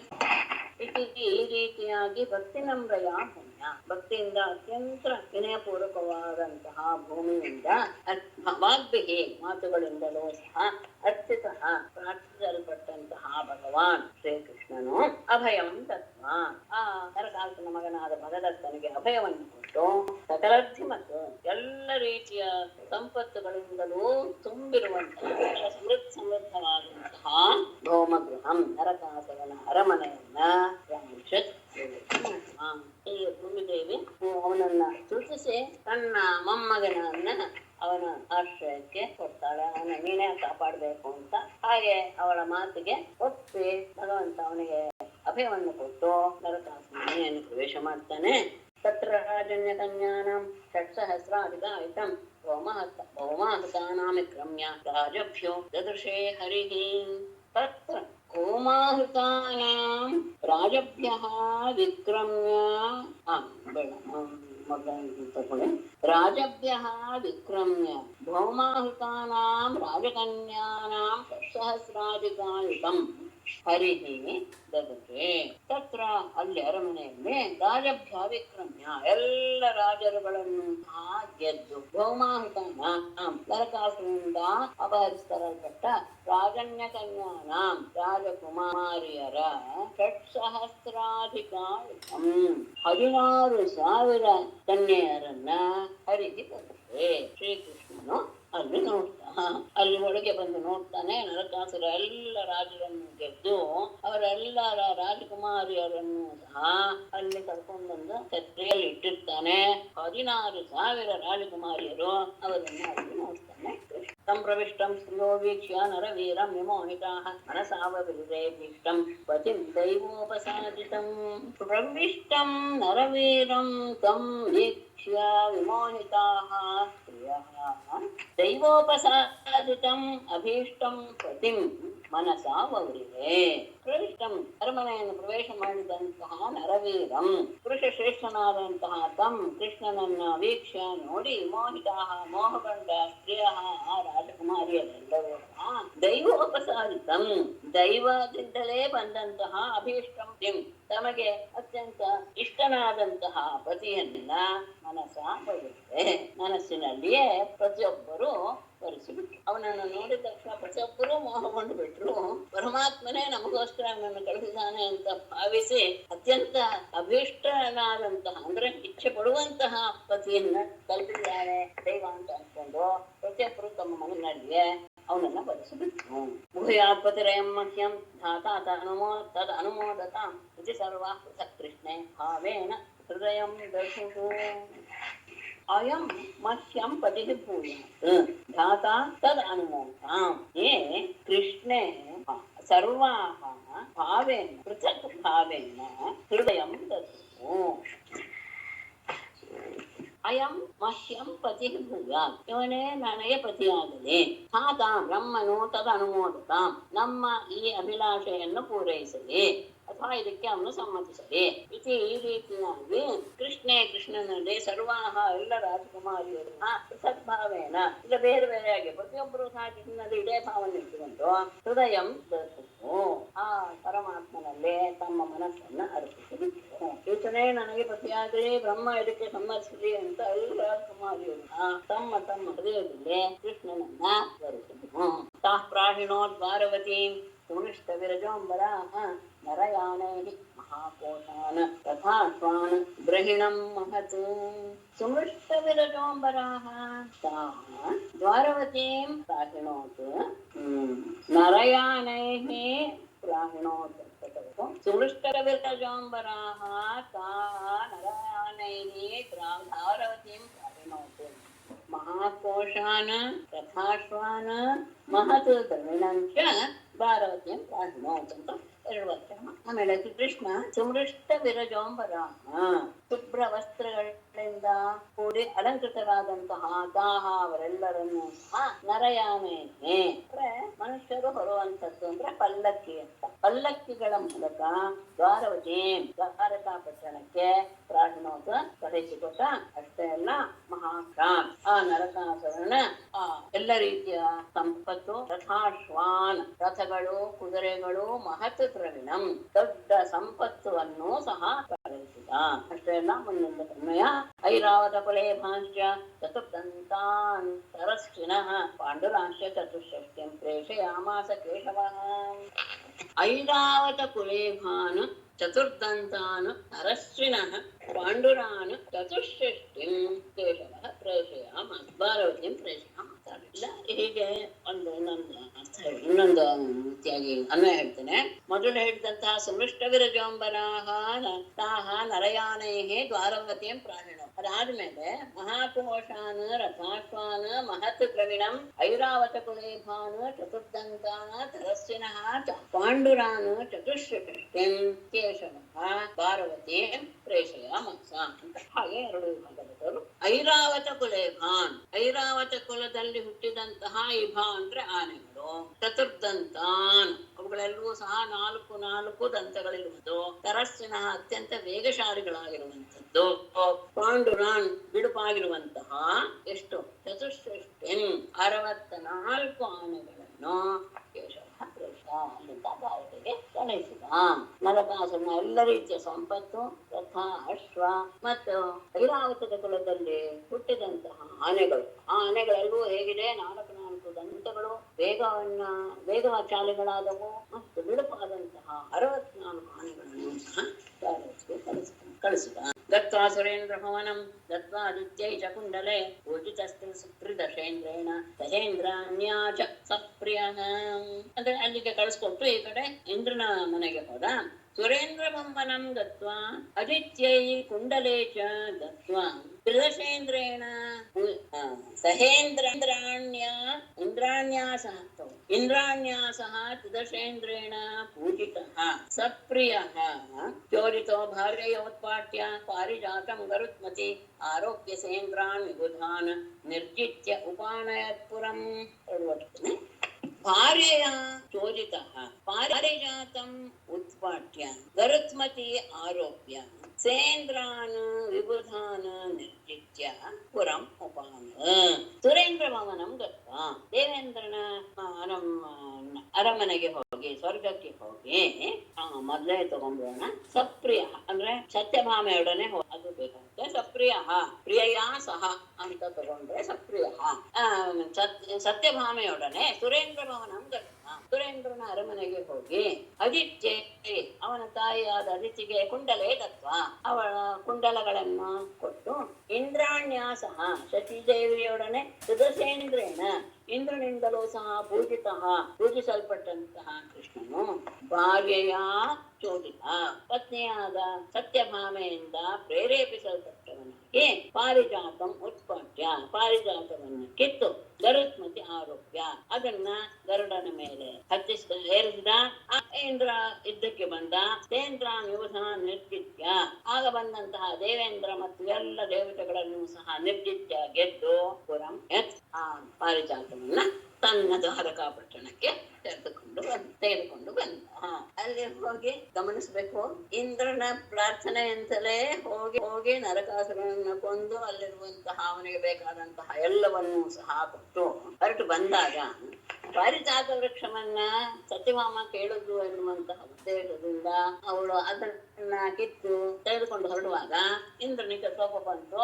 ಯಾವನೊಬ್ಬನು ಸ್ವರ್ಗಲೋಕದಿಂದ ನನ್ನ ಪಾರಿಜಾತನ ಕಿತ್ಕೊಂಡು ಹೋಗ್ತಾ ಇದ್ದಾನೆ ಅಂತ ಅವನು ಎಲ್ಲ ದೇವತೆಗಳನ್ನ ಯುದ್ಧಕ್ಕೆ ಬಂದಾಗ ಅವರನ್ನೆಲ್ಲರನ್ನು ಗೆದ್ದು ಅದನ್ನ ತೆಗೆದುಕೊಂಡು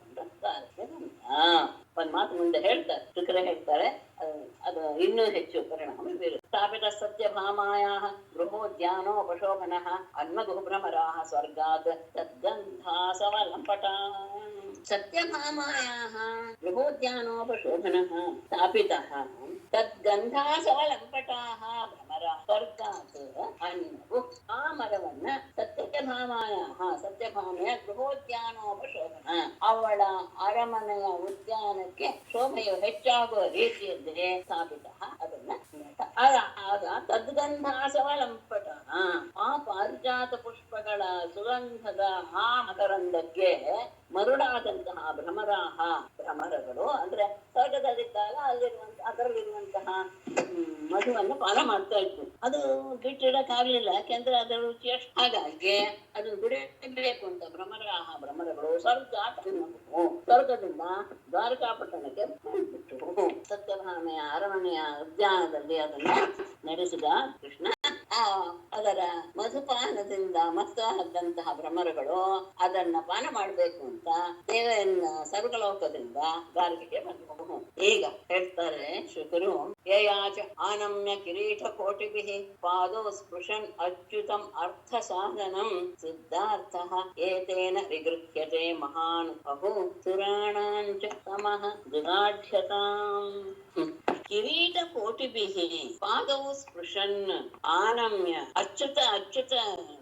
ಅರ್ಥ ಸಾಧನಂ ಅಚ್ಯುತಂ ಆನಮ್ಯ ಸಿದ್ಧಾರ್ಥಃ ಮಹಾನ್ ಏತೇನ ವಿಗೃಹ್ಯತೆ ಬಹು ಸುರಾಣಾಂ ದಿಗಾಢ್ಯತಾಂ ಆಢ್ಯತಾಂ ದಿಕ್ ಅನ್ಸುತ್ತೆ. ಅಹೋ ಸುರಾಣಾಂ ತಮಃ ಆಢ್ಯತಾಂ ದಿಕ್. ಕಿರೀಟ ಕೋಟಿಭಿಃ ತನ್ನ ಕಿರೀಟದ ತುದಿಗಳಿಂದ ಪಾದೋ ಸ್ಪೃಶನ್ ಪಾದಗಳನ್ನ ಸ್ಪರ್ಶಿಸ್ತಾ ಅರ್ಥ ಸಾಧನಂ ತನ್ನ ಕಾರ್ಯ ಸಾಧನೆಗೋಸ್ಕರ ಅಚ್ಯುತಂ ಆನಮ್ಯ ಕೃಷ್ಣನನ್ನು ನಮಸ್ಕರಿಸಿ ಸಿದ್ಧಾರ್ಥ ಕಾರ್ಯ ಸಿದ್ಧಿ ಆದ ಮೇಲೆ ಮಹಾನ್ ದೊಡ್ಡವನಾಗ್ಬಿಟ್ಟ ಗೃಹ್ಯತೆ ಕೃಷ್ಣನ ಜೊತೆಗೆ ಯುದ್ಧಕ್ಕೆ ನಿಲ್ತಾನೆ. ಅಹೋ ಸುರಾಣಂ ತಮಃ ನಿಜವಾಗಿಯೂ ಅವರಲ್ಲಿರುವಂತಹ ಆ ತಮೋಗುಣ ಎಷ್ಟರ ಮಟ್ಟಿನದು ಆಢ್ಯತಾಂ ದಿಕ್ ಅವರಲ್ಲಿರುವಂತಹ ಶ್ರೀಮಂತಿಕೆಗೆ ಧಿಕ್ಕಾರವಿರುತ್ತೆ. ತನಗೆ ಕೆಲಸ ಆಗ್ಬೇಕು ಅಂತಾಗ ಅವನೇ ಭೂಲೋಕಕ್ಕೆ ಬಂದು ಕೃಷ್ಣನ ಅರಮನೆ ಅರಮನೆಯಲ್ಲಿ ಕೃಷ್ಣನನ್ನು ನೋಡಿ ಅವನಿಗೆ ಪಾದಗಳ ನಮಸ್ಕಾರ ಮಾಡಿ ಇಷ್ಟಿಷ್ಟು ಆಗೋಗಿದೆ, ನನಗೆ ಅವಮಾನ ಆಗಿದೆ, ತಾಯಿಯ ಕುಂಡಲ ಹೋಗ್ಬಿಟ್ಟಿದೆ, ಮಣಿಪರ್ವತ ಹೋಗ್ಬಿಟ್ಟಿದೆ ಅಂತ ಕೇಳ್ಕೊಂಡ. ಇದಕ್ಕೆ ನೀನೇನಾದ್ರೂ ಪರಿಹಾರ ಮಾಡ್ಲೇಬೇಕು ಅಂತ. ಅದೆಲ್ಲ ಆದಾಗ ಅವನು ಬಹಳ ವಿನಯಪೂರ್ವಕವಾಗಿ ಇದ್ದ. ಎಲ್ಲ ತನ್ನ ಕೆಲಸ ಎಲ್ಲ ಸಾಧಿಸ್ಕೊಂಡು ತಕ್ಷಣ ಪರಿಜಾತ ವೃಕ್ಷದ ಬಗ್ಗೆ ಈ ಮನುಷ್ಯ ಏನು ತಗೊಂಡ್ ಹೋಗ್ತಾನೆ, ದ್ವಾರಕೆಗೆ ಭೂಲೋಕಕ್ಕೆ ಏನ್ ತಗೊಂಡ್ ಹೋಗ್ತಾನೆ ಅಂತ ಅವನ ಜೊತೆಗೆ ಯುದ್ಧಕ್ಕೆ ನಿಲ್ತಾನೆ. ನಿಜವಾಗಿಯೂ ಅವರಿಗೆ ಮದ ಅನ್ನೋದು ಹೇಗಿರ್ಬೇಕು ಅವರ ಶ್ರೀಮಂತಿಕೆ ಅಹೋ ಮುಹೂರ್ತ ಏಕಸ್ಮಿನ್ ನಾನಾ ದಾರೇ ಶ್ರುತಾಶ್ರಯ ಯಥೋಪಯೋಮೇ ಭಗವಾನ್ ತಾವದ್ರೂಪಧರೋವ್ಯಯಃ ಅಥೋ ಅವ್ಯಯಃ ಭಗವಾನ್ ನಾನಾಗಾರೇಷು ಏಕಸ್ಮಿನ್ ಮುಹೂರ್ತೆ ತಾಃ ಸ್ತ್ರಿಯಃ ತಾವದ್ರೂಪಧರಃ ಯಥಾ ಉಪಯೇತೇನೆ. ಅಥವಾ ಬಳಿಕ ಅವ್ಯಯನಾದಂತಹ ಭಗವಂತನು ನಾನಾಗಾರೇಷು ಪ್ರತ್ಯೇಕವಾದಂತಹ ಅರಮನೆಗಳಲ್ಲಿ ಏಕಸ್ಮಿನ್ ಮುಹೂರ್ತೆ ಒಂದೇ ಮುಹೂರ್ತದಲ್ಲಿ ತಾಹ ಸ್ತ್ರೀಯ ಎಲ್ಲ ಸ್ತ್ರೀಯರನ್ನು ಸಹ ತಾವದ್ರೂಪಧರಃ ಅಷ್ಟೇ ಸಂಖ್ಯೆಯ ರೂಪಗಳನ್ನು ಅಂದ್ರೆ ಅಷ್ಟೇ ಸಂಖ್ಯೆಯಲ್ಲಿ ತನ್ನನ್ನ ತಾನು ಧರಿಸಿಕೊಂಡು ರೂಪವನ್ನು ಧರಿಸಿಕೊಂಡು ಅಥವಾ ಅಷ್ಟು ರೂಪಗಳನ್ನು ಅವನೇ ಧರಿಸಿಕೊಂಡು ಹೇಗೆ ಎಲ್ಲರನ್ನು ಒಟ್ಟಿಗೆ ಮದುವೆ 16,000 ಕೃಷ್ಣರಾಗಿ 16,000 ಸ್ತ್ರೀಯರನ್ನ ಪ್ರತ್ಯೇಕವಾದಂತಹ ಅವರವರ ಅರಮನೆಗಳಲ್ಲಿಯೇ ಅವನು ಒಂದೇ ಮುಹೂರ್ತದಲ್ಲಿ ಮದುವೆ ಯಾಕೆ ಅವ್ಯಯ ಕೊಟ್ಬಿಟ್ರು.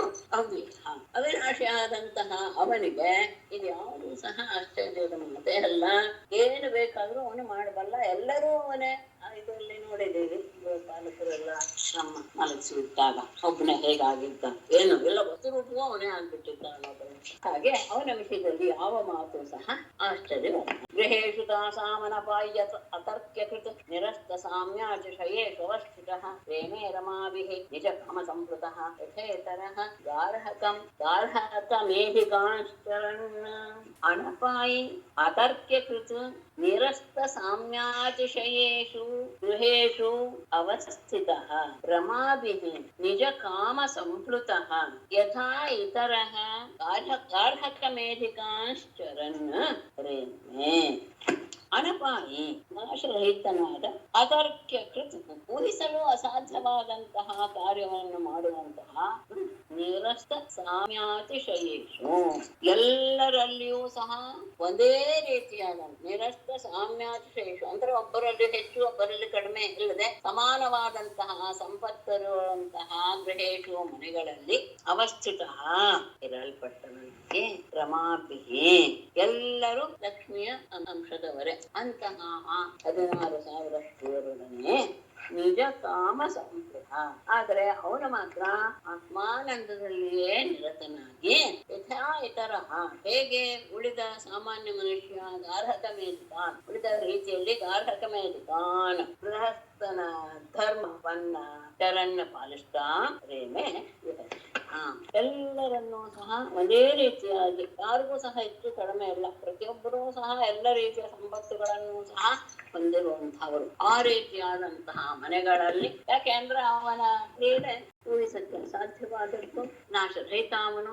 ಹಾಗಾಗಿ ಪ್ರತಿಯೊಂದು ಮನೆಗಳಲ್ಲಿಯೂ ಸಹ ಇವನು ವಾಸ ಮಾಡ್ತಾ ಲಕ್ಷ್ಮಿಯ ಅಂಶಭೂತರಾದಂತಹ ಅವರೆಲ್ಲರ ಜೊತೆಗೆ ತಾನು ನಿಜಾನಂದದಲ್ಲಿ ವಿಹಾರ ಮಾಡ್ತಾ ಹೇಗೆ ಉಳಿದ ಸಾಮಾನ್ಯ ಮನುಷ್ಯರು ಗೃಹಸ್ಥ ಧರ್ಮವನ್ನು ಪಾಲಿಸ್ತಾರೋ ಆ ರೀತಿಯಾಗಿ ಗೃಹಸ್ಥ ಧರ್ಮವನ್ನು ಸಹ ವಿಹಾರ ಮಾಡ್ತಾ ಇತ್ತಂ ರಮಾಪತಿಂ ಅವಾಪ್ಯ ಪತಿಂ ಸ್ತ್ರೀಯಾಸ್ತಾಹ ಬ್ರಹ್ಮಾದಯೋಪಿ ನ ವಿದುಃ ಪದವೀಂ ಯದೀಯಾಂ ಹೇಜುಃ ಮುದಾ ಅವಿರತಂ ಏಷಿತಯಾನುರಾಗಃ ಸಾವಲೋಕನವ ಸಂಗಮ ಜಲ್ಪಲಜ್ಜಾಃ ಯದೀಯಾಂ ಪದವೀಂ ಬ್ರಹ್ಮಾದಯಃ ಅಪಿ ನ ವಿದುಃ ರಮಾಪತಿಂ ಇತ್ತಂ ಪತಿಂ ಅವಾಪ್ಯ ತಾಃ ಸ್ತ್ರಿಯಃ ಅವಿರತಂ ಏಷಿತಯಾನುರಾಗಃ ಸಾವಲೋಕ ನವ ಸಂಗಮ ಜಲ್ಪಜ್ಜಾಃ ಮುದಾ ಯದೀಯಾಂ ಪದವೀಂ ಯಾವ ಪರಮಾತ್ಮನ ಮಾರ್ಗವನ್ನ ಬ್ರಹ್ಮಾದಿಗಳೂ ಸಹ ನ ವಿದುಃ ತಿಳಿಯಲು ಅಶಕ್ತರು ಅಂತಹ ರಮಾಪತಿಂ ಲಕ್ಷ್ಮೀ ಪತಿಯನ್ನ ಇತ್ತಂ ಈ ರೀತಿಯಾಗಿ ಪತಿಂ ಅವಾಪ್ಯ ತಮ್ಮ ಪತಿಯನ್ನಾಗಿ ಮಾಡಿಕೊಂಡಂತಹ ಅವಿರತಂ ಸತತವಾಗಿ ಏರಿತೆಯ ಹೆಚ್ಚಾಗಲ್ಪಟ್ಟಂತಹ ಅನುರಾಗ, ಪ್ರೀತಿ, ಹಾಸ, ನಗು, ಅವಲೋಕ, ನೋಟ, ನವ ಸಂಗಮ ಜಲ್ಪಲಜ್ಜ, ಹೊಸದಾದ ಸಂಗಮದ ಮಾತುಕತೆ, ನಾಚಿಕೆ ಇವುಗಳಿಂದ ಮುದಾ ಸಂತೋಷದಿಂದ ಹೇಳುವುದು ವಿತರಿಸಿದನು. ಯಾರ ಮಾರ್ಗವನ್ನ ಪಡೆಯೋದಕ್ಕೆ ಬ್ರಹ್ಮಾದಿಗಳಿಗೂ ಸಹ ಸಾಧ್ಯವೋ ಅಂತಹ ಪರಮಾತ್ಮನನ್ನೇ ಗಂಡನನ್ನಾಗಿ ಪಡೆದಂತಹ ಸ್ತ್ರೀಯರು ಸತತವಾಗಿ ಅವನ ವಿಷಯದಲ್ಲಿ ಅನುರಾಗ ಎಲ್ಲವೂ ಸಹತಾನೇ ಇದೆ. ಯಾಕೆಂದ್ರೆ ತನ್ನದೇ ಆತ್ಮ ಸ್ವರೂಪವೇ ಆದ್ದರಿಂದ. ಹಾಗಾಗಿ ಪ್ರತಿದಿನವೂ ಸಹ ಆನಂದ, ಮಧುರವಾದ ನೋಟ, ಆತನ ಜೊತೆಗೆ ಸಮಾಗಮ, ಮಾತುಗಳು, ನಾಚಿಕೆ ಎಲ್ಲದರಿಂದ ಕೂಡಿ ಸಂತೋಷದಿಂದ ಎಲ್ಲರೂ ಸಹ ವಿಹಾರ ಮಾಡಿ ಪ್ರತ್ಯುದ್ಗಮಾಸನವರಾರ್ಹಣ ಪಾದಶೌಚ ತಾಂಬೂಲ ವಿಶ್ರಮಣ ಬೀಜನಗಂಧ ಮಾಲ್ಯೈಃ ಕೇಶ ಪ್ರಸಾರ ಶಯನ ಸ್ನಪನೋಪಹಾರ್ಯೈಃ ದಾಶೀಷತಾ ಅಪಿ ವಿಭೋಃ ವಿದಧುಃ ಸ್ಮ ದಾಸ್ಯಂ ದಾಸೀಷತಾಃ ಅಪಿ ವಿಭೋಃ ಪ್ರತ್ಯುದ್ಗಮಾಸನವರಾರ್ಹಣ ಪಾದಶೌಚ ತಾಂಬೂಲ ವಿಶ್ರಮಣ ಬೀಜನ ಗಂಧಮಾಲ್ಯೈಃ ಕೇಶ ಪ್ರಸಾರ ಶಯನ ಸ್ನಪನೋಪಹಾರ್ಯೈಃ ದಾಸ್ಯಂ ವಿದಧುಃ ಸ್ಮ ದಾಸೀಷತಾಃ ಅಪಿ. ಒಬ್ಬರ ಮನೆಯಲ್ಲೂ ಸಂಪತ್ತು ಬೇಕಾದಷ್ಟಿದೆ, ದಾಸಿಯರು ಬೇಕಾದಷ್ಟಿದ್ದಾರೆ. ನೂರಾರು ಜನ ದಾಸಿಯರಿದ್ದರೂ ಸಹ ವಿಭೋಹ ಪರಮಾತ್ಮನ ವಿಷಯದಲ್ಲಿ ಪ್ರತ್ಯುತ್ತಮ ಎದುರುಗೊಳ್ಳುವುದು, ಆಸನವನ್ನು ಕೊಡೋದು, ವರಾರ್ಹಣ ಯೋಗ್ಯವಾದಂತಹ ಆತನನ್ನ ಪೂಜೆ ಮಾಡುವುದು, ಸತ್ಕರಿಸುವುದು, ಪಾದ ಶೌಚ ಪಾದಗಳನ್ನು ತೊಳೆಯುವುದು, ತಾಂಬೂಲವನ್ನು ಕೊಡೋದು, ವಿಶ್ರಮಣ ಅವನ ವಿಶ್ರಾಂತಿಗೆ ಅವಕಾಶ ಮಾಡಿಕೊಡೋದು, ವೀಜನ ಗಾಳಿಯನ್ನು ಬೀಸುವುದು, ಗಂಧಮಾಲ್ಯೈಹಿ ಗಂಧಮಾಲ್ಯ ಇತ್ಯಾದಿಗಳನ್ನೆಲ್ಲ ಅವನಿಗೆ ಹಾಕಿರುವುದು. ಇವುಗಳಿಂದ ಕೇಶ ಪ್ರಸಾರ ಶಯನ ಸ್ನಾಪನ ಉಪಹಾರ, ಅವನ ಕೇಶವನ್ನ ಅಲಂಕಾರ ಮಾಡೋದು, ಹಾಸಿಗೆಯನ್ನು ಹಾಸೋದು, ಸ್ನಾನ ಮಾಡಿಸೋದು, ಈ ರೀತಿಯ ಉಪಹಾರ, ಆತನಿಗೆ ಆಹಾರ ಕೊಡುವುದು, ಈ ಎಲ್ಲ ರೀತಿಯ ಕೆಲಸಗಳಿಂದ ದಾಸ್ಯಂ ಆತನ ಸೇವೆಯ ಬೇಕಾದರ್ಶನ ದಾಸರಿದ್ದು ಸಹ ತಮ್ಮ ಪತಿಯ ವಿಷಯದಲ್ಲಿ ಆತನಿಗೆ ಏನೇನು ಬೇಕೋ ಪ್ರತಿಯೊಂದನ್ನೂ ಸಹ ಅವನು ಬಂದ ತಕ್ಷಣ ಅವನನ್ನು ಎದುರುಗೊಳ್ಳೋದು, ಅವನಿಗೆ ಆಸನವನ್ನು ಕೊಡೋದು, ಆಮೇಲೆ ಯೋಗ್ಯವಾದಂತಹ ವಸ್ತುಗಳಿಂದ ಅವನನ್ನ ಸತ್ಕಾರ ಮಾಡೋದು, ಅವನ ಪಾದಕಮಲವನ್ನು ತೊಳೆಯೋದು, ತಾಂಬೂಲವನ್ನು ಕೊಡೋದು, ವಿಶ್ರಾಂತಿಯನ್ನು ಪರಿಕಲ್ಪಿಸೋದು, ಗಾಳಿಯನ್ನ ಹಾಕೋದು, ಅವನಿಗೆ ಬೇಕಾದಂತಹ ಪರಿಮಳ ದ್ರವ್ಯವನ್ನು ಕೊಡೋದು, ಕೂದಲನ್ನ ಶೃಂಗಾರ ಮಾಡುವುದು, ಹಾಸಿಗೆ ಹಾಕುವುದು, ಸ್ನಾನ ಮಾಡಿಸುವುದು, ಊಟ ಮಾಡಿಸುವುದು, ಎಲ್ಲ ರೀತಿಯ ಕೆಲಸಗಳನ್ನ ಅವರೇ ಮಾಡ್ತಾ ಅವನ ಸೇವೆಯನ್ನು ಮಾಡಿ ಆನಂದವನ್ನ ಹೊಂದ್ತಾ ಇದ್ದಾನೆ. ಪ್ರತ್ಯುದ್ಗಮಾಸನವರಾರ್ಹಣ ಪಾದಶೌಚ ತಾಂಬೂಲ ವಿಶ್ರಮಣ ಬೀಜನ ಗಂಧಮಾಲ್ಯೈಃ ಕೇಶ ಪ್ರಸಾರ ಶಯನ ಸ್ನಪನೋಪಹಾರ್ಯೈಃ ದಾಸೀಷತ ಅಪಿ ವಿಭೋಃ ವಿದಧು ಸ್ಮ ದಾಸ್ಯಂ. ಶ್ರೀಮದ್ಭಾಗವತೆ ಮಹಾಪುರಾಣೇ ದಶಮಸ್ಕಂಧೇ ಉತ್ತರಾರ್ಧೇ ಪಾರಿಜಾತ ಹರಣ ನರಕವಧೋ ನಾಮ ಏಕೋನಷಷ್ಟಿತಮೋऽಧ್ಯಾಯಃ. ನಾರಾಯಣಂ ನಮಸ್ಕೃತ್ಯ ನರಂ ಚೈವ ನರೋತ್ತಮಂ ದೇವೀಂ ಸರಸ್ವತೀಂ ವ್ಯಾಸಂ ತತೋ ಜಯಮುದೀರಯೇತ್. ಮೇಡಮ್, ಇಲ್ಲಿ ವಿಷ್ಣು ಪುರಾಣದಲ್ಲಿ 16,100 ಜನ ರಾಜಕುಮಾರಿಯರು ಅಂತ ಇದೆಯಲ್ಲ ಮೇಡಮ್? 16,100 ಜನ ರಾಜಕುಮಾರಿನ ನರಕಾಸುರ ಬಂಧಿಸಿದ್ದ. ಸ್ವಸ್ತಿ ನಾರಾಯಣಂ ನಮಸ್ಕೃತ್ಯ ನರಂ ಚೈವ ನರೋತ್ತಮಂ ದೇವೀಂ ಸರಸ್ವತೀಂ ವ್ಯಾಸಂ ತತೋ ಜಯಮುದೀರಯೇತ್. ಸರ್ವೇ ಭವಂತು ಸುಖಿನಃ, ಸರ್ವೇ ಸಂತು ನಿರಾಮಯಾಃ, ಸರ್ವೇ ಭದ್ರಾಣಿ ಪಶ್ಯಂತು, ಮಾ ಕಶ್ಚಿತ್ ದುಃಖಭಾಗ್ ಭವೇತ್. ನಾರಾಯಣಂ ನಮಸ್ಕೃತ್ಯ ನರಂ ಚೈವ ನರೋತ್ತಮಂ ದೇವೀಂ ಸರಸ್ವತೀಂ ವ್ಯಾಸಂ ತತೋ ಜಯಮುದೀರಯೇತ್. ಸರ್ವೇ ಭವಂತು ಸುಖಿನಃ, ಸರ್ವೇ ಸಂತು ನಿರಾಮಯಾಃ, ಸರ್ವೇ ಭದ್ರಾಣಿ ಪಶ್ಯಂತು, ಮಾ ಕಶ್ಚಿತ್ ದುಃಖಭಾಗ್ ಭವೇತ್. ಧನ್ಯವಾದಗಳು. ನಮಸ್ತೆ.